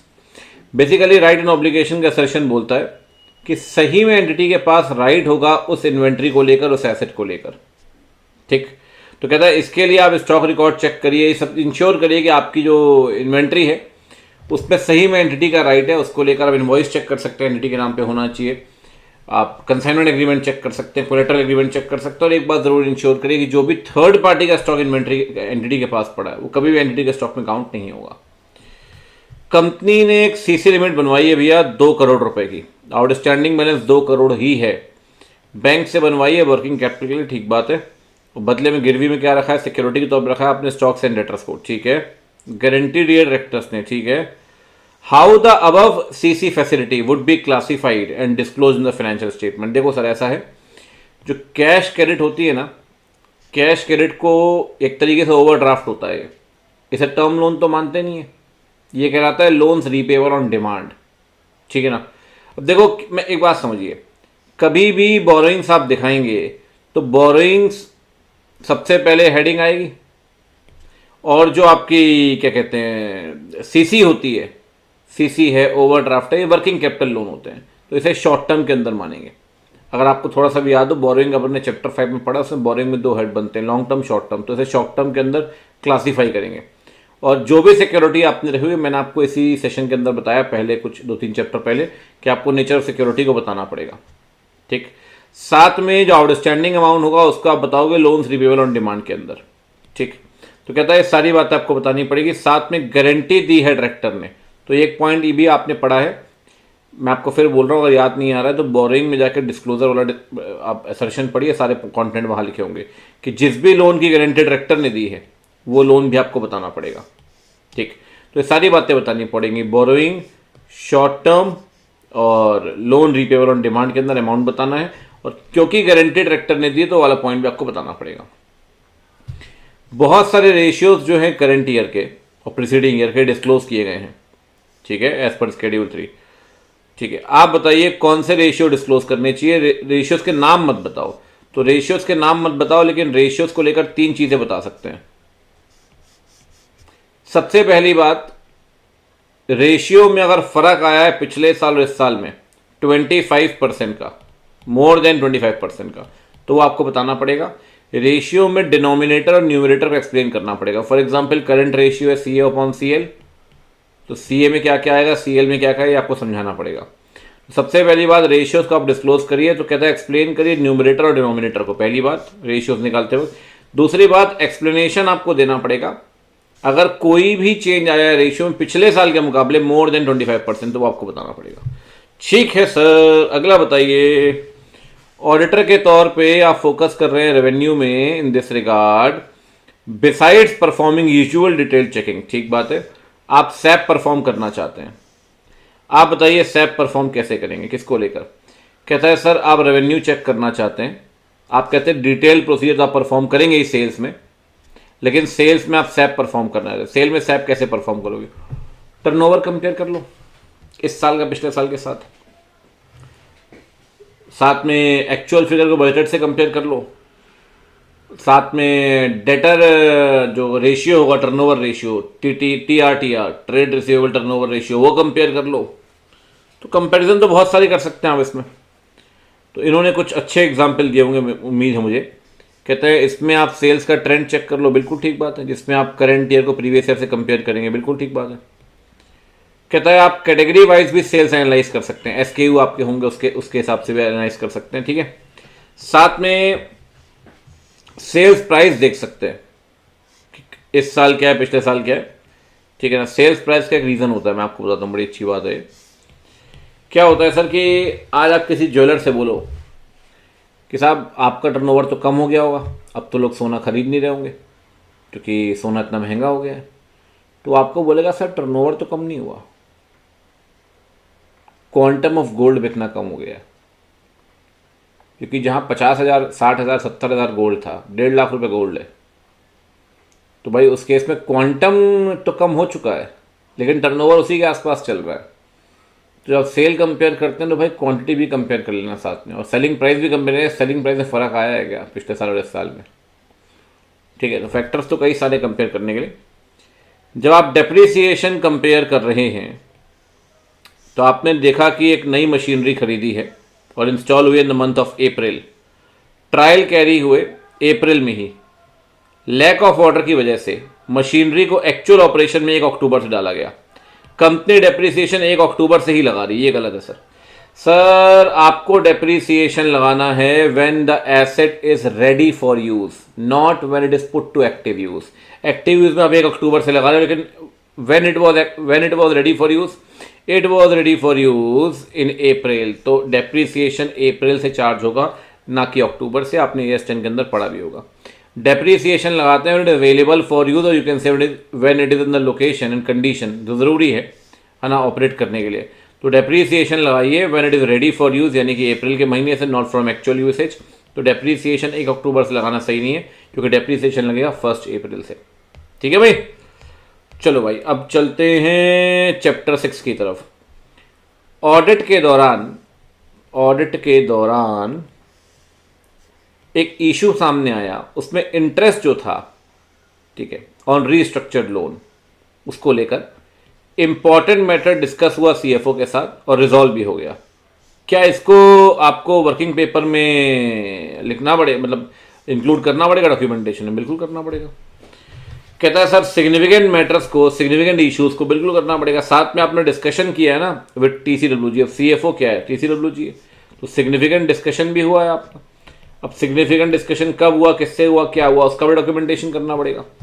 तो कहता है सर आपको डॉक्यूमेंटेशन करना पड़ेगा सिग्निफिकेंट मैटर्स जो डिस्कशन हुआ है उसको लेकर, चाहे वो डिस्कशन मैनेजमेंट के साथ हुआ हो, चाहे वो डिस्कशन आपका TCWG के साथ हुआ हो। और जब आप डॉक्यूमेंटेशन करेंगे तो डॉक्यूमेंटेशन में कौन सा डिस्कशन हुआ उसका भी डॉक्यूमेंटेशन करना, कब हुआ और किसके साथ हुआ है, nature, when and with home. कहता है ये जो आप इंटरेस्ट की बात कर रहे हो वो भी रीस्ट्रक्चर्ड लोन में, ठीक है। कहता है ये डायरेक्टली इंपैक्ट कर रहा है प्रॉफिट को, कह रहा है ये सिग्निफिकेंट मैटर है, ठीक है ना। तो कहता है आपको इशू रिजॉल्व हो गया, ज़रूरी है डॉक्यूमेंट करना डॉक्यूमेंटेशन करना, उसमें उस नेचर ऑफ मैटर को भी लिखो, उस पर्सन के डिटेल भी लिखो जिसका डिस्कशन हुआ और डेट के साथ भी। बात समझ गए? नेचर ऑफ मैटर भी बताओ किसके साथ हुआ है, विद होम, तो यहां लिखा हुआ है डिटेल ऑफ पर्सन,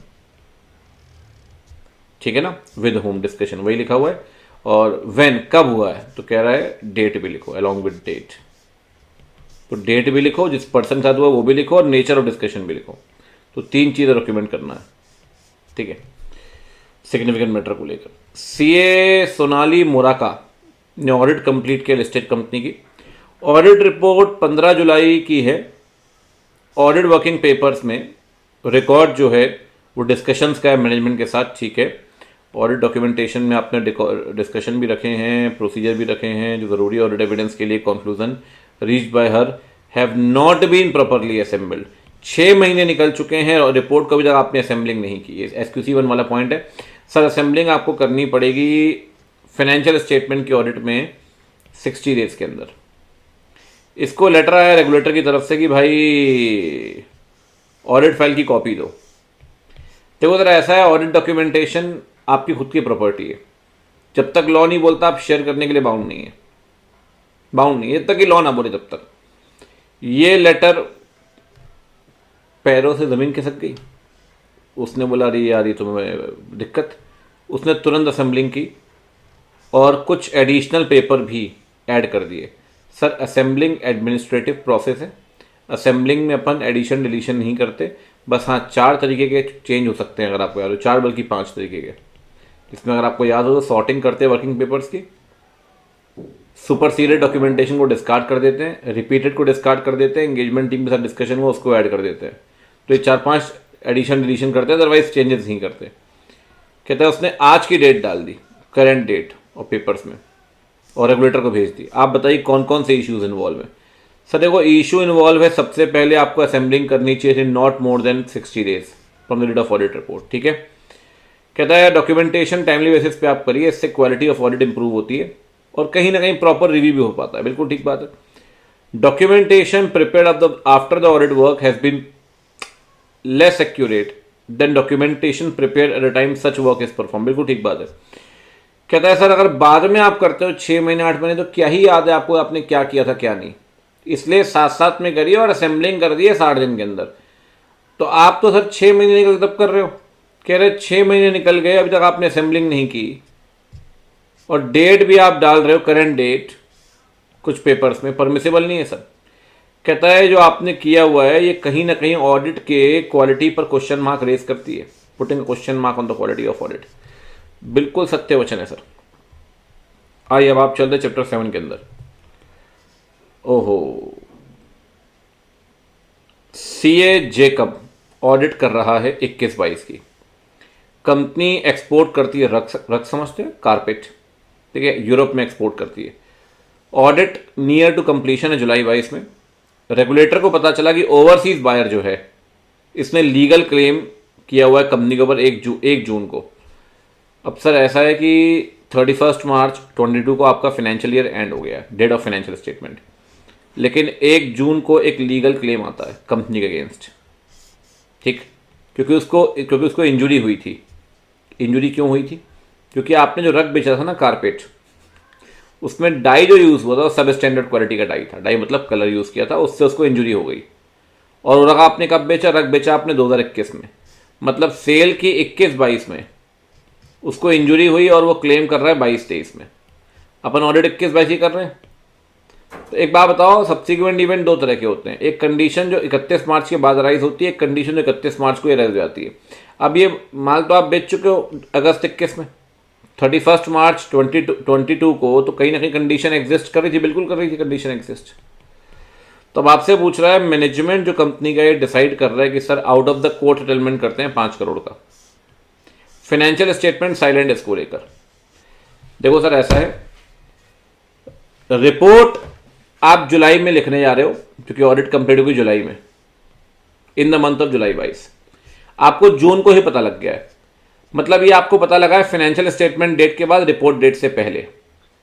हम ये चेक करेंगे कि अगर ऐसा है तो फाइनेंशियल स्टेटमेंट को या तो एडजस्ट करेंगे या डिस्क्लोज करेंगे, ताकि सब्सिक्वेंट इवेंट रिफ्लेक्ट कर सकें फाइनेंशियल स्टेटमेंट के अंदर। WRU मांगते हैं मैनेजमेंट से इस केस में।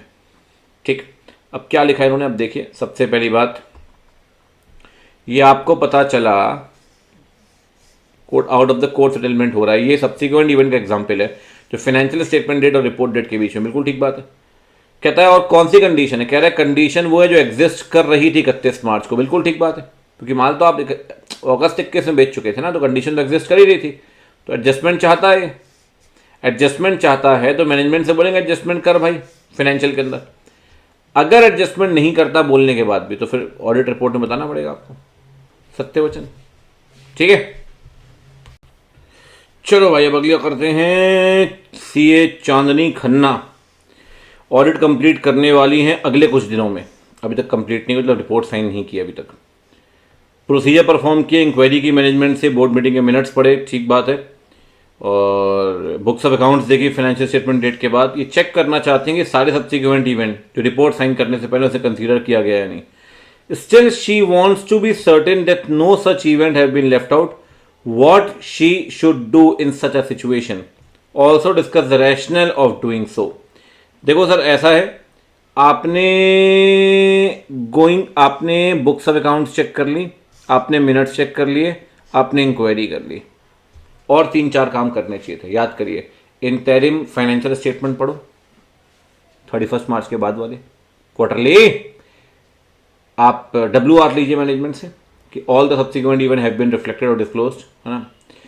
साथ में इंटरिम रिपोर्ट्स पढ़िए आप, बोर्ड रिपोर्ट वगैरह 31 मार्च के बाद जो बनती है, तो सारे काम करने पड़ेंगे।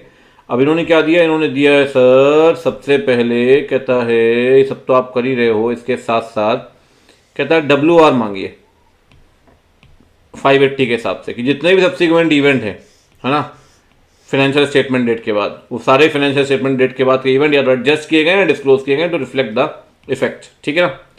कहता है रैशनल WR का ये है सर, WR हम इसलिए मांगते हैं रिपोर्ट डेट के आसपास ताकि हमें कहीं ना कहीं सब्सिक्वेंट इवेंट का पता लग जाए।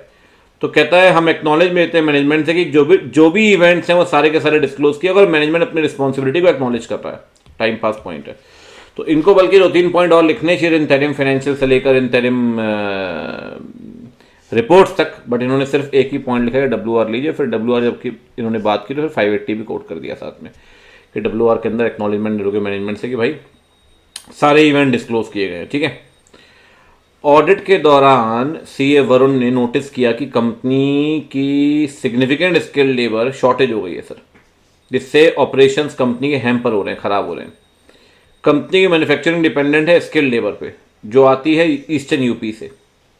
जॉब अपॉर्चुनिटीज़ के कारण आसपास के गांव में अच्छे रोज़गार मिल जा रहा है, इसलिए वो यहाँ आना अब कम कर दिया उन्होंने। तो आपके पास तो लेबर है नहीं, और आपके पास लेबर नहीं तो मैन्युफैक्चरिंग करोगे कैसे। तो कह रहे सिचुएशन जो है, कंपनी अपने कमिटमेंट पूरे नहीं कर पा रही है, इस कारण से मैन्युफैक्चरिंग नहीं हो रही होगी, टेंडर पूरे नहीं कर पा रहे, कॉन्ट्रैक्ट नहीं दे पा रहे, माल नहीं दे पा रहे कस्टमर्स को। कहता है ऑर्डर जो हैं वो आपके लूज़ हो रहे हैं, आपके पास से जा रहे हैं, आपके रेवेन्यूज़ कम हो रहे हैं, फिक्स कॉस्ट आपकी हाई लेवल पे ऑलरेडी बनी हुई है। इस कारण से कंपनी लिक्विडिटी क्रंच फेस कर रही है और अपने क्रेडिटर्स को भी पे नहीं कर पा रही है। बैंकर भी आपको पैसा देने को तैयार नहीं है सर। गोइंग कंसर्न पे material uncertainty which cast significant doubt on entity's ability to continue as going concern. खैर कोई बात नहीं। Auditor is having doubt over going concern. Management of the company try to address auditor's concern. What audit procedure may be performed by the auditor in such a situation? कहता है sir आप ना management से बोलिए going concern का assessment करे। अगर नहीं करता है तो मैनेजमेंट को रिक्वेस्ट करके भाई गोइंग कंसर्न का असेसमेंट करो आप। मैनेजमेंट ने WR लीजिए आप। मैनेजमेंट ने अगर कैश फ्लो फोरकास्टिंग की है तो फोरकास्टिंग को लेकर आप देखिए, जो एजम्पशंस फॉर्म किए उसको लेकर प्रॉपर सपोर्ट है, और जो सोर्स डेटा है वो रिलायबल होना चाहिए। तो कहता है यहां पे this cast significant doubt on entity's ability to continue as a going concern. ऊपर सारे एग्जांपल दे रही है जो क्वेश्चन में लिखे हुए थे। इस सिचुएशन में मैनेजमेंट ट्राई कर रहा है ऑडिटर के कंसर्न को, ताकि फ्यूचर प्लान बना के दे सके। बिल्कुल ठीक बात है। अब फ्यूचर प्लान जब बात करेंगे तो अपन चेक करते हैं फ्यूचर प्लान फिजिबल है या नहीं। फिजिबिलिटी उसको लेकर WR भी मांगते हैं, और साथ में कैश फ्लो फोरकास्ट भी चेक करते हैं। तो कहता है कैश फ्लो फोरकास्ट से पता चलेगा भाई लिक्विडिटी सिचुएशन क्या होगी आगे चलकर, ठीक है, कंपनी का पैसा आएगा या ऐसी हालात बनी रहेगी। तो कहता है ऑडिटर चेक करेगा कैश फ्लो फोरकास्टिंग के अंदर कि डेटा रिलायबल है या नहीं, पहली बात, और जो एजम्पशंस फॉर्म किए गए हैं वो उसको लेकर एडिक्वेट सपोर्ट है या नहीं, दूसरी बात। तो ऑडिटर शुड ऑल्सो कंसीडर कि जो एडिशनल फैक्ट्स और इन्फॉर्मेशन है ना, मतलब अगर मैनेजमेंट ने अपना आपको प्लान दिया है तो प्लान जब बनाया है मैनेजमेंट ने, तो उसके बाद कुछ है सब्सिक्वेंट कुछ हुआ है तो उसको लेकर भी एडिशनल स्टेप परफॉर्म कर लो, एडिशनल नॉलेज ऑब्टेन कर लो। ये सारे पॉइंट आपने पढ़े, इकट्ठे 5 पॉइंट थे, याद करिए 570 के अंदर, ठीक है। आप ऑडिट कंप्लीट कर रहे हैं, वर्किंग पेपर्स देखते हुए आपने नोटिस किया कि फिनिश गुड्स जो है वो ओवर वैल्यू किया गया 2 करोड़ से। It has also been notice कि जो फ्राइट है 10 लाख का इंपोर्ट पे, उसे P&L के अंदर दिखाया गया है। मशीनरी इंपोर्ट की है तो सर कैपिटलाइज करते हैं। एनीवेज, कहता है आप कैसे प्रोसीड करेंगे। सबसे पहला मिस स्टेटमेंट क्या, सबसे पहला मिस स्टेटमेंट है कि जो इन्वेंट्री है उसकी ओवर वैल्यूएशन हुई है 2 करोड़ की। अब सर 2 करोड़ की ओवर वैल्यूएशन हुई है तो मिस स्टेटमेंट है, और 10 लाख का जो कैपिटल खर्चा था उसे रेवेन्यू दिखा दिया, ये भी मिस स्टेटमेंट है। अब सर मिस स्टेटमेंट है before signing the audit report, हम बोलेंगे यार ठीक कर दो, ऐसे 450 मैनेजमेंट से बोलेंगे ठीक कर दो, मैनेजमेंट ठीक कर देगा, अच्छी बात है, चेक कर लेंगे ठीक किया कि नहीं। मैनेजमेंट ठीक नहीं करा, TCWG से बोलेंगे ठीक कर दे, वो भी ठीक नहीं करेगा अगर, तो TCWG को बताएंगे और रिपोर्ट मॉडिफाई करेंगे 450। कहता है ये चांसेस जो हैं ये मिस स्टेटमेंट है सर, और ऑब्वियस ये बात है मटेरियल भी है। रीजन बिंग 2 करोड़ का एक है, 10 लाख का एक है। 2 करोड़ का ओवर वैल्यूएशन है, 10 लाख का जो आपने P&L के अंदर दिखाया जबकि कैपिटलाइज करना चाहिए था। तो कहता है ऑडिटर ये बातें बताएगा TCWG को, सबसे पहले मैनेजमेंट को बताते हैं, वैसे क्या कोई बात नहीं उन्होंने दिया हुआ है। कहते हैं ठीक करने को बोलेगा, अगर ये ठीक नहीं करेंगे तो रीजंस वगैरह पूछेगा, ठीक है। और इसके बाद अगर लगता है ठीक नहीं कर रहा है और मटेरियल है उसका इफेक्ट, या तो अकेले या साथ मिलाकर, तो सर उस केस में रिपोर्ट मॉडिफाई करनी पड़ेगी आपको। कहता है आपकी ओपिनियन इफेक्ट होगी उस केस में, 705 के हिसाब से मॉडिफाइड ओपिनियन देनी है आपको। अगला question, CA Gurumurthy audit complete करने जा रहे हैं। कंप्लीट करने से पहले मैनेजमेंट ने WR मांगा कि भाई मैनेजमेंट ने अपनी सारी रिस्पॉन्सिबिलिटी पूरी कर दी है, ठीक है, फाइनेंशियल को लेकर, ठीक बात है। मैनेजमेंट से बोला राइटिंग में कंफर्म करो सारी इन्फॉर्मेशन के बारे में, कि आपने सारी इन्फॉर्मेशन जो हमको देनी है उसको लेकर राइटिंग में कंफर्म करो। मैनेजमेंट कह रहा है बिना बात का ऑडिटर इररिलेवेंट डॉक्यूमेंट मांग रहा है कंप्लीट होने से पहले। क्या मैनेजमेंट का व्यू प्रॉपर है या नहीं है? बिल्कुल प्रॉपर नहीं है सर। ऑडिट रिपोर्ट डेट के आसपास, लेकिन रिपोर्ट डेट से पहले, रिपोर्ट डेट के बाद नहीं। आप WR मांगते हैं और WR मांगते हैं तो मैनेजमेंट आपको WR देगा सर। उस केस में WR देना पड़ेगा मैनेजमेंट को, ठीक है ना। मैनेजमेंट अगर WR नहीं देता तो इंप्लीकेशंस क्या होंगे? Reassess the reliability of management, appropriate action लीजिए, बाकी एविडेंस से भी इफेक्ट आएगा, ठीक है। एनीवेज, कहता है view of management is not proper, ठीक। आप ऑडिट एविडेंस जब लेते हो WR उसमें से एक एविडेंस है, तो कहता है सर आपसे एविडेंस लिया गया कि भाई आप लिख के दो कि भाई सारी इन्फॉर्मेशन आप दोगे और कंप्लीटनेस ऑफ इन्फॉर्मेशन की जिम्मेदारी आपकी है। कहता है सर देखो सर ऐसा है कि अगर मैनेजमेंट नहीं देता कंफर्मेशन बोलने के बाद भी तो आप मॉडिफाइड ओपिनियन देंगे, डिस्क्लेमर दे सकते हैं 705 के अंदर, ठीक। तो कहता है आपसे अगर मांगा गया WR तो आपको WR देना पड़ेगा, ठीक। बाकी से वो ताम झाम लिखा हुआ है, स्टैंडर्ड वाला पॉइंट ही। जब आप इंटरनल कंट्रोल चेक कर रहे थे इन्वेंट्री को लेकर as the part of statutory audit, auditor ने देखा फिजिकल वेरिफिकेशन नहीं किया गया रेगुलरली जैसा बोला गया था। ऑडिटर ने देखा सिग्निफिकेंट डेफिशिएंसी है, बता दो सर TCWG को। कहता है सिग्निफिकेंट डेफिशिएंसी में उसने एक लाइन लिखी है बस, 1 लाइनर, कि physical verification is not being conducted regular interval as stipulated by the management. जैसा मैनेजमेंट ने बोला वैसा फिजिकल वेरिफिकेशन नहीं कराया गया। क्या ये कम्युनिकेशन प्रॉपर है? ठीक है, इग्नोर स्टैट्यूटरी रिपोर्टिंग रिक्वायरमेंट, ठीक बात है। कहता है सर अगर सिग्निफिकेंट डेफिशिएंसी है ना, प्रॉपर डिस्क्रिप्शन देना पड़ेगा सिग्निफिकेंट डेफिशिएंसी का। TCWG को बताएंगे राइटिंग में, मैनेजमेंट को भी आप बताएंगे, लेकिन प्रॉपर डिस्क्रिप्शन देना पड़ेगा together with the potential effect of the misstatement. Significant deficiency का इफेक्ट भी बताना पड़ेगा, डिस्क्रिप्शन भी देना पड़ेगा, साथ में स्टेटमेंट देना पड़ेगा कि मेरा काम इंटरनल कंट्रोल पे ओपिनियन देने का नहीं है, मेरा काम तो ऑडिटर फाइनेंशियल स्टेटमेंट पे रिपोर्ट देने का है, मैं तो फाइनेंशियल चेक करने के लिए आया हूं। ये आपको लिखना पड़ेगा। सिर्फ एक लाइन लिख देना कि ये है सर, इससे नहीं चलेगा, ये कम्युनिकेशन प्रॉपर नहीं है, इट इज नॉट प्रॉपर। कहता है सर आपको ना ऑडिटर की ड्यूटी सिर्फ कम्युनिकेट करने की नहीं है, आपको डिस्क्रिप्शन भी देना पड़ेगा, आपको इफेक्ट भी बताना पड़ेगा, पोटेंशियल इफेक्ट, सारी information in the context of significant deficiency, ताकि वो समझ पाए कॉन्टेक्स्ट ऑफ कम्युनिकेशन। कहता है इसीलिए जो आपने दिया है कम्युनिकेशन ये प्रॉपर नहीं है, ठीक है। आगे बढ़ते हैं। कहता है यहाँ पे फिजिकल वेरिफिकेशन नहीं कराया गया, ये सब आपको समझाना चाहिए, एक्सप्लेन कि कैसे मिस स्टेटमेंट हो सकता है, कितने अमाउंट को लेकर, ये सब कुछ आपको बोलना चाहिए, आपने कुछ नहीं बोला, इसलिए इट इज नॉट प्रॉपर। 580। चलो भाई अब चलते हैं आगे चैप्टर 8 ऑडिट रिपोर्ट में। मैथिली ठाकुर CA स्टूडेंट है, परस्यू कर रही audit report of company, her eyes fell on an 18 digit alpha numeric number UDIN, जो साइन के नीचे लिखना पड़ता है ऑडिटर को, मेंबरशिप नंबर भी लिखना पड़ता है।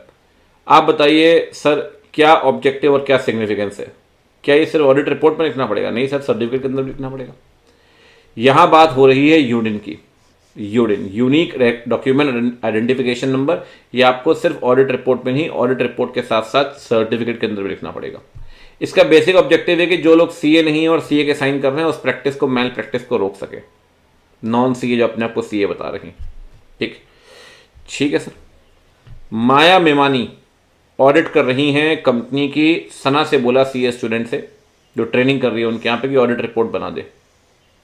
सना एंगेजमेंट टीम का पार्ट है, उसको बोला गया रिपोर्ट बनाओ, अनमॉडिफाइड ओपिनियन दो। After drafting para comprising unmodified opinion, Sana feels no need to provide basis for opinion. अरे यार, बेसिस फॉर ओपिनियन देना पड़ेगा, मॉडिफाइड हो या अनमॉडिफाइड हो। सना जो सोच रही है वो ठीक नहीं है। कहता है सर आपको देना पड़ेगा even in cases where modified opinion is expressed, you have to disclose basis for opinion। कहता है सना की थिंकिंग प्रॉपर नहीं है, she is not thinking right. CA Saras भाई पटेल ऑडिट कर रहे हैं एंटिटी की। उनको ऐसा लगता है एटमॉस्फेयर जो है नॉन कोऑपरेशन का है आसपास, खिलाफत मूवमेंट चल रहा भैया यहाँ तो। He has not been provided with necessary support for attending the inventory counting. आपको अटेंड नहीं करने दिया गया, प्रॉपर सपोर्ट नहीं मिला बेसिकली आपको। सीएफओ आपको कस्टमर के एड्रेसेस नहीं दे रहा है, ताकि सप्लायर से के एड्रेसेस नहीं दे रहा है ताकि आप एक्सटर्नल कंफर्मेशन भेज पाएं। ईमेल आईडी भी नहीं दी गई आपको। सर रोक लगा रहा है आपके काम पे यार, लिमिटेशन ऑन स्कोप है। अगर मटेरियल है तो क्वालिफाइड दो, मटेरियल बस परवेजिव दोनों है, डिस्क्लेमर दो। कहता है he was not able to verify revenues of entity, क्योंकि कंप्लीट डिटेल नहीं दी गई। अब सर रेवेन्यू आप चेक नहीं कर पा रहे, फिजिकल एजुकेशन में सपोर्ट नहीं मिल रहा है, कस्टमर सप्लायर्स आपको बात नहीं करने दिया रहा, तो अब करोगे क्या? देखो देर उठा कर डिस्क्लेमर।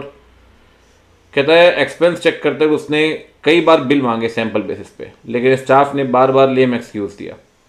मैटर जब बताया गया मैनेजमेंट के हायर एक्टिव मतलब टॉप मैनेजमेंट को, बट कुछ नहीं हुआ सर। ऑडिटर को लगता है मिसस्टेटमेंट है, पॉसिबल इफेक्ट जो है वो मटेरियल भी है और मैनी एस्पेक्ट को अफेक्ट करेगा। मैनी एस्पेक्ट को अफेक्ट करेगा इसका मतलब परवेजिव भी है, तो it is not possible to withdraw. तो डिस्क्लेमर देंगे, सोचने की जरूरत ही नहीं है सर इस केस में। Disclaimer of opinion, reason being काम पे रोक लगाई गई है और मिसस्टेटमेंट भी है और परवेजिव भी है, M+P। डिकी यादव, नाम तो अच्छा रख दे, is auditor of a company having 4 branches. 4 branches जो हैं इसकी ऑडिट कर रही है दूसरी ऑडिटर यामिनी जैन। ठीक है, आप ऑडिटर हैं 4 ब्रांचेस की, the 4 branches audited by another auditor CA Yamini Jain. गलती मेरी है, डिकी यादव कंपनी का ऑडिटर है, उस कंपनी की 4 ब्रांचेस हैं, उन 4 ब्रांचेस की ऑडिट यामिनी कर रही है। मतलब ये हो गया भाई स्टैट ऑडिटर, नाम पढ़ के डर गया था 2 मिनट के लिए। यामिनी हो गई ब्रांच ऑडिटर। रिपोर्ट जो है ब्रांच के अकाउंट्स को लेकर ये कंपनी ऑडिटर को दी जा चुकी है। CA Dicky Yadav ask the branch auditor, वैसे लॉर्ड बाउंड बैटन का नाम था ये nickname Dicky, ask the branch auditor कि भाई अपनी ऑडिट प्रोसीजर की समरी भेज, अपनी फाइंडिंग्स भेज, उसको लेकर। ठीक है, यामिनी जैन कहती है सर ये उसके डोमेन का इंक्रोचमेंट है। इंक्रोचमेंट मतलब होता है अतिक्रमण। देखो सर ऐसा है, यहां लगेगा 600 कहता है कि आप ना अदर ऑडिटर से बात कर सकते हैं, उससे उसकी समरी मांग सकते हैं, कोई दिक्कत नहीं है, या आईसी क्वेश्चनर भरवा सकते हैं, कोई दिक्कत नहीं है। हाँ, डॉक्यूमेंटेशन नहीं मांग सकते, उसका बात अलग है, बट आप समरी और आईसी क्वेश्चनर ले सकते हैं। ये लिखा हुआ है 600 में क्लियरली, तो कोई इंक्रोचमेंट नहीं बहन, आपसे पूछा गया है तो आप आंसर दे दो। हर जगह इंक्रोचमेंट बोलना नहीं चलेगा। ठीक है, using the work of another auditor, बिल्कुल ठीक बात है। प्रिंसिपल ऑडिटर आपसे डिस्कशन कर सकता है। ठीक है, कहता है आपसे पूछ भी सकता है, चेक क्वेश्चनर दे सकता है, चेकलिस्ट दे सकता है, इवन समरी भी ले सकता है आपसे, रिटर्न समरी भी। तो कहता है यहां पे आपसे अगर बोला गया तो आपको देना पड़ेगा। It is not an encroachment. Ravi Patnaik audit कर रहे हैं कंपनी की जिसके ऊपर कारो लग रहा है। उसने देखा सीसी लिमिट 4 करोड़ की है, तो 5 करोड़ से ऊपर की सीसी लिमिट है, तो फिर आपको चेक करना वाला पॉइंट तो लगेगा नहीं। चलो पहले पूरा पढ़ लेते हैं। ब्रांच ने दी है सीसी 4 करोड़ की सीसी। उसने देखा उसमें से 1 करोड़ रुपए जो है वो, अच्छा ये दूसरा क्वेश्चन है। 4 करोड़ की सीसी आपने ली, सीसी मतलब शॉर्ट टर्म। 4 करोड़ की सीसी से आपने पॉल्यूशन का प्लांट लगा दिया। वाह बेटा। क्या शॉर्ट टर्म के लिए लिया हुआ पैसा लॉन्ग टर्म में यूज हो रहा है क्या, ये आपको चेक करना पड़ेगा कारों के अंदर, और अगर नहीं हो रहा है तो आपको बताना पड़ेगा। कहता है इस केस में वही वाला पॉइंट लगेगा, क्या शॉर्ट टर्म के लिए लिया हुआ पैसा लॉन्ग टर्म में इस्तेमाल हो रहा है तो नेचुरल अमाउंट बताइए। तो सेम केस है सर, 1 करोड़ रुपए आपने लगा दिया प्लांट लगाने पे, लॉन्ग टर्म के लिए लगाया, प्लांट तो लॉन्ग टर्म के लिए होता है सर, तो कारों के हिसाब से रिपोर्टिंग करनी पड़ेगी आपको। Yes bro.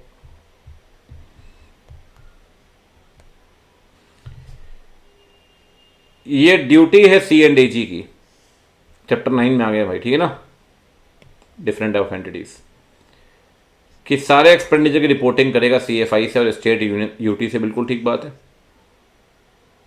ठीक है। आप बताइए CFI से आपका क्या मतलब है। CFI is consolidated fund of India, ये भारत का अकाउंट है, सारे पैसे इसी में जाते हैं, सारे खर्चे यहीं से होते हैं, इवन जो कंपनीज के अंदर आप पेनाल्टियां पढ़ते हैं वो यहीं जमा होती है, सब कुछ यहीं जमा होता है सर CFI में। कहता है CFI में रेवेन्यू आता है sir, direct tax, indirect tax, even GST DT जितना भी जमा होता है सब यहीं होता है। जो लोन लेते हैं वो भी यहीं आता है, किसी को लोन दिया उसका इंटरेस्ट भी यहीं आता है, सब पढ़ा हुआ है आपने ये, ठीक है। आर्टिकल है बेसिकली इसका भी, ठीक। आकाश विरमानी ऑडिटर है, पार्टनरशिप फॉर्म का 4 पार्टनर है, एक पार्टनर रिटायर हो गया और अगला पार्टनर ज्वाइन करेगा अगले दिन। आप बताइए कौन सा ऐसा एक पॉइंट है जो आपको चेक करना चाहिए फॉर्म के ऑडिट करते वक्त। फॉर्म के ऑडिट करते वक्त आपको देखना चाहिए कि अगर एक पार्टनर चला गया और दूसरा आ रहा है, एक चला गया अगले दिन से दूसरा आ रहा है, तो प्रॉफिट का प्रॉपर कंप्यूटेशन और प्रॉपर डिस्ट्रीब्यूशन, ठीक। तो आप ये देखिए प्रॉफिट प्रॉपरली डिस्ट्रीब्यूट किए गए हैं और आफ्टर रिटायरमेंट वो डिस्ट्रीब्यूट करेंगे as per new partnership deed. जो पुराना है एज पर जो ओल्ड पार्टनरशिप डीड है उसके हिसाब से प्रॉफिट बटेगा, और जब वो अगला आदमी चला गया अगले दिन नया आदमी आ गया, नया पार्टनर आ गया, तो नई पार्टनरशिप डीड के हिसाब से उस दिन के बाद का प्रॉफिट बटेगा। स्कूल की ऑडिट कर रहे हो आप, आपने देखा कि फीस कंसेशन दिए गए हैं सब्सटेंशियल नंबर में, क्या चेक करोगे, 2 चीज़ें चेक करते हैं। फीस कंसेशन में आपको चेक करना है सर सबसे पहले ऑथराइजेशन, तो आप चेक करिए क्या फीस कंसेशन में प्रॉपर अप्रूवल्स हैं मैनेजमेंट की, क्योंकि अगर अप्रूवल होगी तो आप मान लेंगे कंट्रोल ठीक है। तो कह रहे हैं कंट्रोल चेक करना, कंट्रोल में एक ही पॉइंट है यहाँ पे, आपको चेक करना है मैनेजमेंट की अप्रूवल्स, ऑथराइजेशन कंसेशन में, डिस्काउंट वगैरह में। एक सोसाइटी है उसका पैन इंडिया एम्प्लॉयज़ जो है, मतलब सारे पैन मतलब होता है कंप्लीट इंडिया, पैन इंडिया मतलब पूरा इंडिया, बैंक के इतने एम्प्लॉयज़ हैं पूरे इंडिया में, उन्होंने एक सोसाइटी बनाई।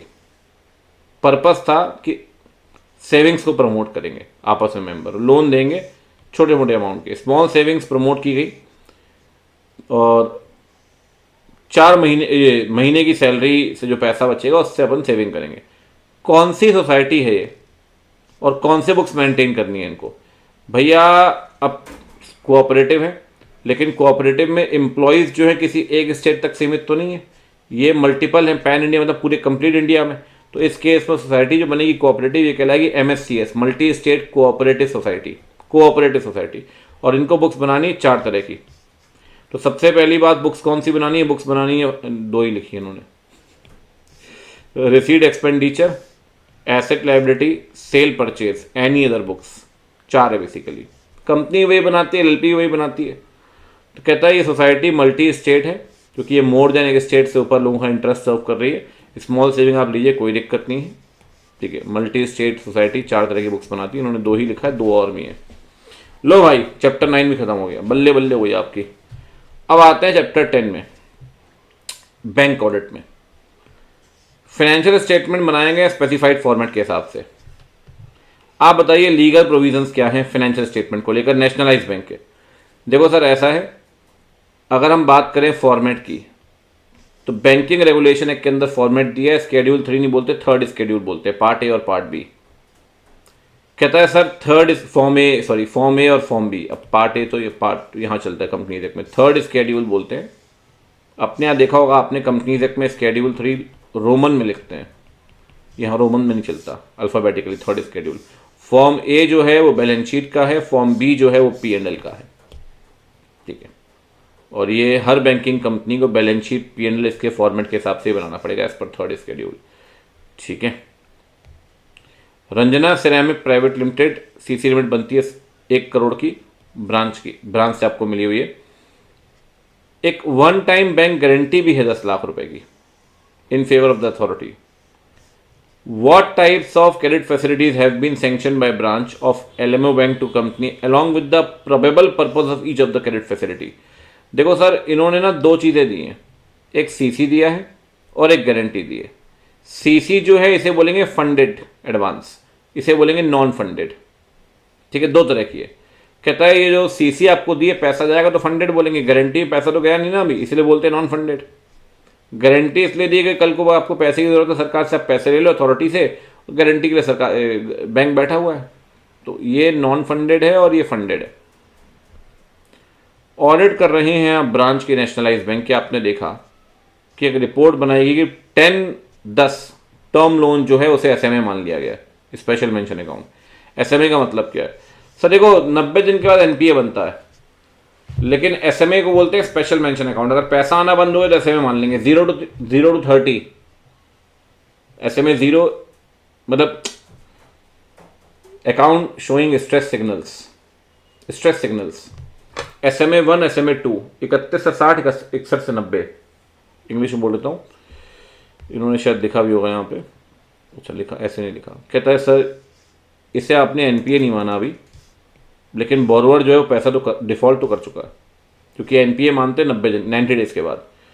कहता है एसएमए 0 to 90 तक रहता है, जैसे ही 90 से ऊपर जाएगा वो एनपीए बन जाएगा।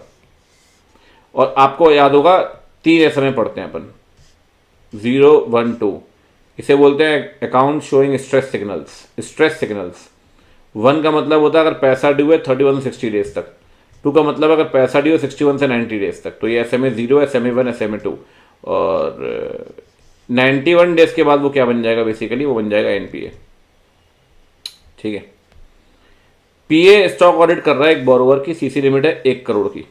सीसी लिमिट जो है वो स्टॉक रखा गया है, डेटर्स रखे गए, बिल्कुल ठीक बात है। निकालो भैया, न्यूमेरिकल क्वेश्चन आ गया, न्यूमेरिकल निकालो, न्यूमेरिकल आ जाओ। सबसे पहले निकालो स्टॉक कितना है। स्टॉक है 1 करोड़ का, इसमें से बाहर वाले का स्टॉक कितना है? क्रेडिटर दिख रहा है कुछ? फिर 100 करोड़ का स्टॉक है, paid stock, debtor 90 days, margin, बहुत ही छोटा क्वेश्चन, कुछ भी नहीं है। स्टॉक कितना है? 25% माइनस कर दो, ये आ गया 75 लाख। अब डेटर आओ, डेटर में कितना है? डेटर में आ गया भैया 40%। डेटर है कितने का?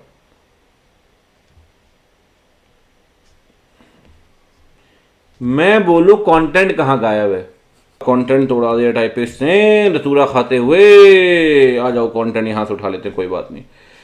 आप स्टॉक ऑडिट कर रहे हैं बोरोवर की, कितना सुंदर लग रहा है स्टडी में, इसमें सीसी है 1 करोड़ की, स्टॉक और डेटर रखा गया 90 दिन का, मार्जिन 25% स्टॉक में है, 40% डेटर में। आप निकाल के बताइए। सबसे पहले भाई एक तरफ लिख देते हैं, यहाँ लिख दें कहीं, यहाँ लिख देते हैं, यहाँ लिख देते हैं स्टॉक। कितने का स्टॉक है बोलते जाओ। स्टॉक है भैया, फटाफट से बोलते जाओ। डैमेज्ड है 125 लाख, डैमेज्ड को माइनस कर देंगे।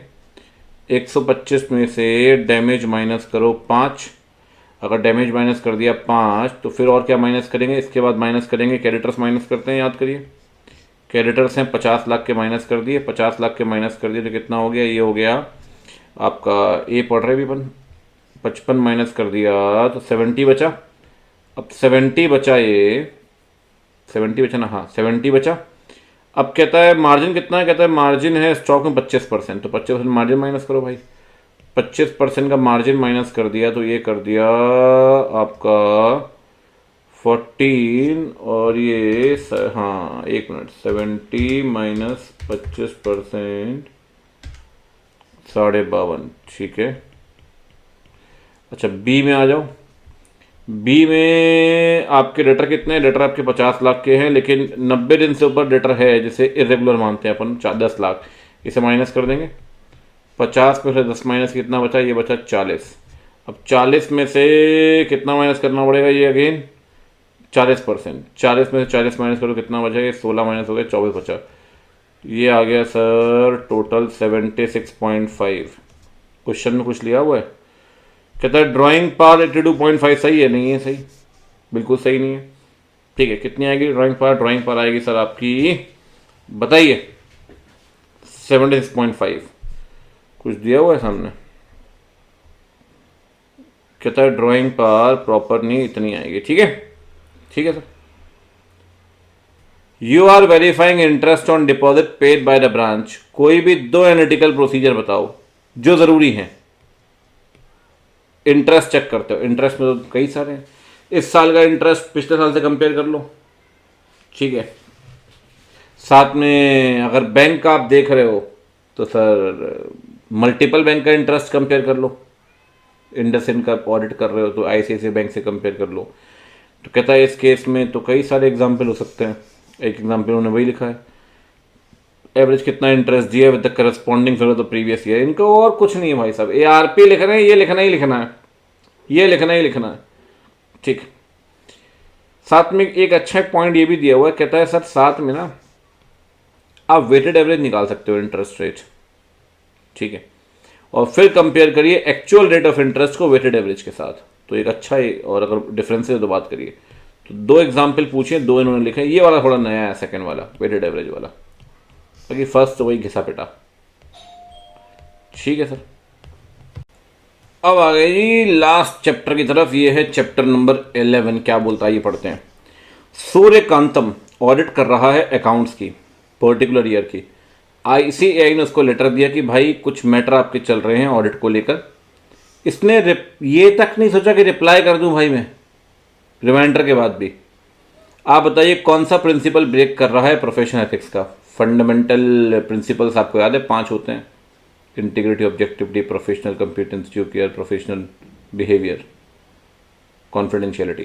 प्रोफेशनल बिहेवियर है सर जो आप तोड़ रहे हो आईसीआई को रिप्लाई ना करके, ठीक।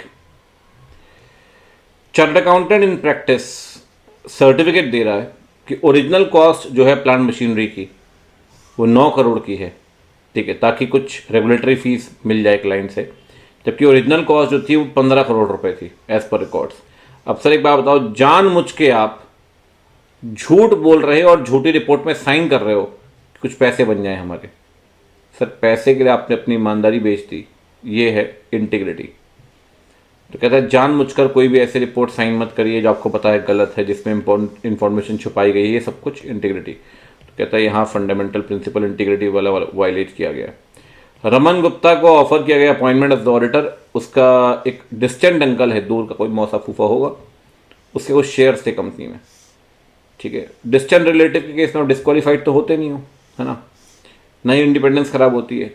उससे पहले कि ऑडिट एक्सेप्ट कर पाए, उससे पता चला कि अंकल तो निकल लिए, अंकल तो मर गए, कोई बच्चा था नहीं उनका, सारे शेयर्स आपको नॉमिनी बना के छोड़ गए। यार आप नॉमिनी हो और आपको शेयर्स देके चले गए, आप क्या उस कंपनी को ऑडिट कर सकते हो इसके शेयर्स आपके पास है? कहता है सर अगर आप उस कंपनी को ऑडिट करेंगे तो कहीं ना कहीं फाइनेंशियल इंटरेस्ट आएगा, वैसे भी कंपनी तो डिस्क्वालीफाई करता ही है, बट यहां पर कहता है फाइनेंशियल इंटरेस्ट आएगा। और अगर फाइनेंशियल इंटरेस्ट आएगा तो अगर जिस कंपनी का आप ऑडिट कर रहे हैं उसी कंपनी आपके अगर शेयर्स हुए तो सेल्फ इंटरेस्ट थ्रेट है उस केस में। इसीलिए आप बिल्कुल ऑडिट एक्सेप्ट मत करिए, आपकी इंडिपेंडेंस अफेक्ट होगी इस केस में, ठीक। चार्टर्ड अकाउंटेंट रिसीव कर रहा है 40% of total audit fees from a single client. एक ही क्लाइंट से टोटल फीस का 40% आ रहा है आपको। How it could affect independence of chartered accountant as the auditor? What are such types of threats referred to as? आप इन्हें कौन से थ्रेट मानेंगे? कहता है सर देखो एक बात समझिए, अगर 40% टोटल ऑडिट फीस का सिंगल क्लाइंट से आ रहा है आपको, तो कहीं ना कहीं ऐसा हो सकता है कि आप उसी के ऊपर बहुत तरीके से आश्रित हैं, निर्भर हैं। इसे बोला जाएगा बेसिकली सेल्फ इंटरेस्ट थ्रेट, ठीक है। अब चलते हैं आगे। मुरली माधवन अकाउंटिंग और बुक कीपिंग सर्विस दे रहा है एनजीओ को। आपको बोला गया कि आप ऑडिट भी कर दो उसी एनजीओ की। सेल्फ रिव्यू थ्रेट है भाई, सेल्फ रिव्यू थ्रेट है। उसी की आप अकाउंटिंग कर रहे हो, उसी की ऑडिट करवाई जा रही है आपसे। अकाउंटिंग करेगा और ऑडिट करेगा, सेल्फ रिव्यू थ्रेट आएगा उस केस में। ऑडिटर जो कंपनी का है ये रिलाय कर रहा है, एमआरएल मतलब होता है डब्ल्यूआर, सिर्फ डब्ल्यूआर के बेसिस पे। सर डब्ल्यूआर ने एविडेंस तो है, एविडेंस तो है, लेकिन एसएनडी एविडेंस नहीं है, एसएनडी एविडेंस नहीं है। तो कहता है आपको सिर्फ डब्ल्यूआर के बेसिस पे आपने भरोसा कर लिया, और कहता है टैक्सेशन मैटर्स को लेकर आपने कोई और काम किया ही नहीं, have not carried out any other procedure. ठीक है, कहता है क्या लैक कर रहा है सर इस केस में। सर डब्ल्यूआर के भरोसे आपने ऑडिट कर ली, प्रोफेशनल स्केप्टिसिज्म। ठीक, in the given case auditor have relied upon the WR regarding treatment of certain tax matter, आपने कोई और काम किया ही नहीं। तो कहता है सर कुछ तो गड़बड़ हो ही सकता था, लेकिन आप lack of professional skepticism lack कर रही है इस केस में। अलर्ट रहते तो शायद आपको कुछ चीज़ें और भी मिलती। एनीवेज, चिराग आर्टिकल ट्रेनिंग कर रहा है, इंगेजमेंट टीम का पार्ट है। उसने कहीं पढ़ा था कि इंगेजमेंट लेटर ऑडिटर देता है क्लाइंट को, उसमें फॉर्म और कंटेंट भी होता है ऑडिटर रिपोर्ट का। बिल्कुल होता है सर, बिल्कुल सही बात है। He was at a loss to understand how, अरे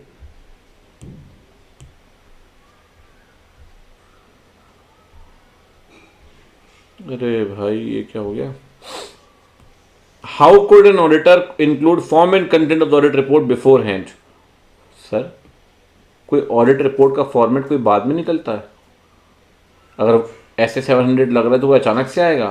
सर फॉर्म एंड कंटेंट तो लिखना ही पड़ेगा ऑडिट रिपोर्ट का आपको। ठीक, कहता है सर कल को आपको बताना पड़ेगा कि अनमॉडिफाइड तो कैसे रिपोर्ट दोगे, मॉडिफाइड तो कैसे रिपोर्ट दोगे। कहता है एंगेजमेंट लेटर बिल्कुल रेफरेंस की बात होती है फॉर्म एंड कंटेंट की। ठीक, तो कहता है सर इस केस में आपको देना पड़ेगा एंगेजमेंट लेटर, ये भी इंक्लूड करता है कि भाई फॉर्म एंड कंटेंट जो अमेंड कर सकते हैं। अगर कल को आपको लगता है कि चीज़ें ठीक नहीं रही और एविडेंसेस नहीं मिला, मिसस्टेटमेंट है, तो फिर रिपोर्ट मॉडिफाई कर दोगे आप उस केस में। मैनेजमेंट जो एंटिटी का है उसको ऐसा लगता है कि नेसेसरी नहीं है राइटिंग में ऑडिटर को बताना कि फाइनेंशियल रिस्पॉन्सिबिलिटी मैनेजमेंट की, अपन पहले भी पढ़ चुका है डब्ल्यूआर, बिल्कुल बताना पड़ेगा सर। ये मैनेजमेंट की रिस्पॉन्सिबिलिटी की राइटिंग में मैनेजमेंट बताएगा कि भाई डब्ल्यूआर के अंदर कि भाई रिस्पॉन्सिबिलिटी मैनेजमेंट की है। क्या सही में रिस्पॉन्सिबिलिटी मैनेजमेंट की है? अगर मैनेजमेंट रिफ्यूज़ करता तो आप क्या करोगे? क्या आप ऑडिट एक्सेप्ट करोगे? देखो सर ऐसा है, चाहे डब्ल्यूआर हो चाहे प्री कंडीशंस हो। प्री कंडीशंस जब 210 के अंदर अपन पढ़ते हैं तो प्री कंडीशंस के अंदर एक बात पढ़ते हैं कि प्री कंडीशंस में आप सबसे पहले मैनेजमेंट से एक्नॉलेजमेंट देते हो उसकी रिस्पॉन्सिबिलिटी का। कहता है अगर मैनेजमेंट मना कर रहा है कि भाई मैं तो दूंगा नहीं, तो क्या ऑडिट एक्सेप्ट करेंगे? बिल्कुल नहीं करेंगे sir. If preconditions are not there, not in existence, बिल्कुल एक्सेप्ट मत करिए। कहता है इस केस में अगर मैनेजमेंट अपनी रिस्पॉन्सिबिलिटी एक्सेप्ट नहीं कर रहा है तो आप मानेंगे ऑडिट्स 210 के हिसाब से नहीं हो सकती। इसीलिए आप बिल्कुल रिफ्यूजल करिए, refusal bye auditor is necessary. अगर बेसिक कंडीशन ही प्री कंडीशन प्रेजेंट नहीं है तब। याद है प्री कंडीशन में आप बोलते हो उसको कि भाई दो चीज़ों का एक्नॉलेजमेंट दे, तो एक्नॉलेजमेंट देगा प्री कंडीशंस को लेकर। अगर आप वो एक्नॉलेजमेंट ही नहीं देगा सर, प्री कंडीशन ही नहीं है, अगर प्री कंडीशन ही आप कैसे ऑडिट करोगे आप बताओ? ठीक, अच्छे खासे क्वेश्चन थे चैप्टर 11 में, अच्छे खासे। पीके नायर को अपॉइंटमेंट ऑफर किया गया ऑडिटर के तौर पे टूरिज्म सर्विसेज वाली कंपनी का। While making due diligence of the propose client, check कर रहा कि भाई क्लाइंट का काम एक्सेप्ट करूँ कि ना करूँ। उसने देखा कि बहुत सारी रेड्स हुई हैं क्लाइंट की प्रेमाइस पे। Integrity of the client promoters की ओनर्स, SQC1। NIA के द्वारा बहुत सारी रेड हुई है आपके डायरेक्टर्स के घरों पर। ठीक, और शक है कि भाई टेररिज्म के साथ भी नाता है इनका। और ईडी की भी सर्चेज हुई हैं आपके यहाँ पे कि मनी ट्रेल को लेकर। स्ट्रॉन्ग सस्पिशन है कि टूरिज्म जो दे रहे हैं उससे टेरर फंड्स को स्पॉन्सर कर रहे हैं। क्या ये ऑडिट एक्सेप्ट करनी चाहिए? बिल्कुल नहीं करनी चाहिए। क्वालिटी मेंटेन नहीं कर पाओगे, SQC1 कोड करिए आप, बिल्कुल 220 भी कह सकते हैं साथ में। अगर आपको ऐसा लगता है सर कि इंडिकेशन है कि client money laundering criminal activities के अंदर इन्वॉल्व है, और साथ में तो फिर आपको कैसे एक्सेप्ट करोगे? इंटीग्रिटी वाला पॉइंट है। तो कहता है सर यहाँ पे क्लाइंट की इंटीग्रिटी वाला पॉइंट है, आपको एक्सेप्ट नहीं करना चाहिए, you should not accept, not be accepted. Arpita ने एक mid size CA firm join की है, उसने देखा कि पार्टनर जो हैं काफ़ी बिजी रहते हैं और फर्म प्रपोज कर रही to accept audit work in areas in which it has no experience. Sir SQC1 के अंदर एक और पॉइंट है, एक तो इंटीग्रिटी वाला, दूसरा क्या फर्म कंपीटेंट है, उसके पास टाइम और रिसोर्सेज हैं वो ऑडिट एक्सेप्ट करने के लिए, उस एंगेजमेंट को ढंग से चलाने के लिए प्रॉपर क्वालिटी के साथ। तो कहता है आपने ज्वाइन तो कर ली सीए फर्म, आपने देखा पार्टनर बहुत ज़्यादा बिजी हैं, ठीक है, to accept audit work in areas in which it has no experience और कैपेबिलिटीज। फर्म कह रही है एक्सेप्ट करना है ऑडिट को फिनटेक सेक्टर की। फिनटेक सेक्टर चाहती है आपसे जब आप ऑडिट करेंगे कि भाई अच्छा खासा आपको नॉलेज होना चाहिए आईटी का, डेटा एनालिटिक्स का, लेकिन फर्म के पास ये कैपेबिलिटी ही नहीं है। क्या फर्म को ऑडिट एक्सेप्ट करनी चाहिए? बिल्कुल नहीं करनी चाहिए sir, should not be accepted. कौन सा पॉइंट लगाओगे इसमें? इसमें आएगा capability, time and resources. Basically firm की जो कंपीटेंस आपको वो चेक करनी है, कंपीटेंस ऑफ फर्म, क्योंकि अगर कंपीटेंस नहीं है सर तो आप नहीं कर सकते। ठीक, सारे के सारे चैप्टर के सारे एग्जाम्पल इस एक सेशन के अंदर अपन ने खत्म कर दिए। ठीक है, कैसा लगा बताना ज़रूर, ठीक है, क्योंकि फिर और कुछ नई नई कंटेंट ICAI स्टडी मैट का अपलोड करते रहते हैं साथ साथ में। ठीक है, चलिए जी, होती है मुलाकात। Bye take care, see you, good luck, मिलते हैं।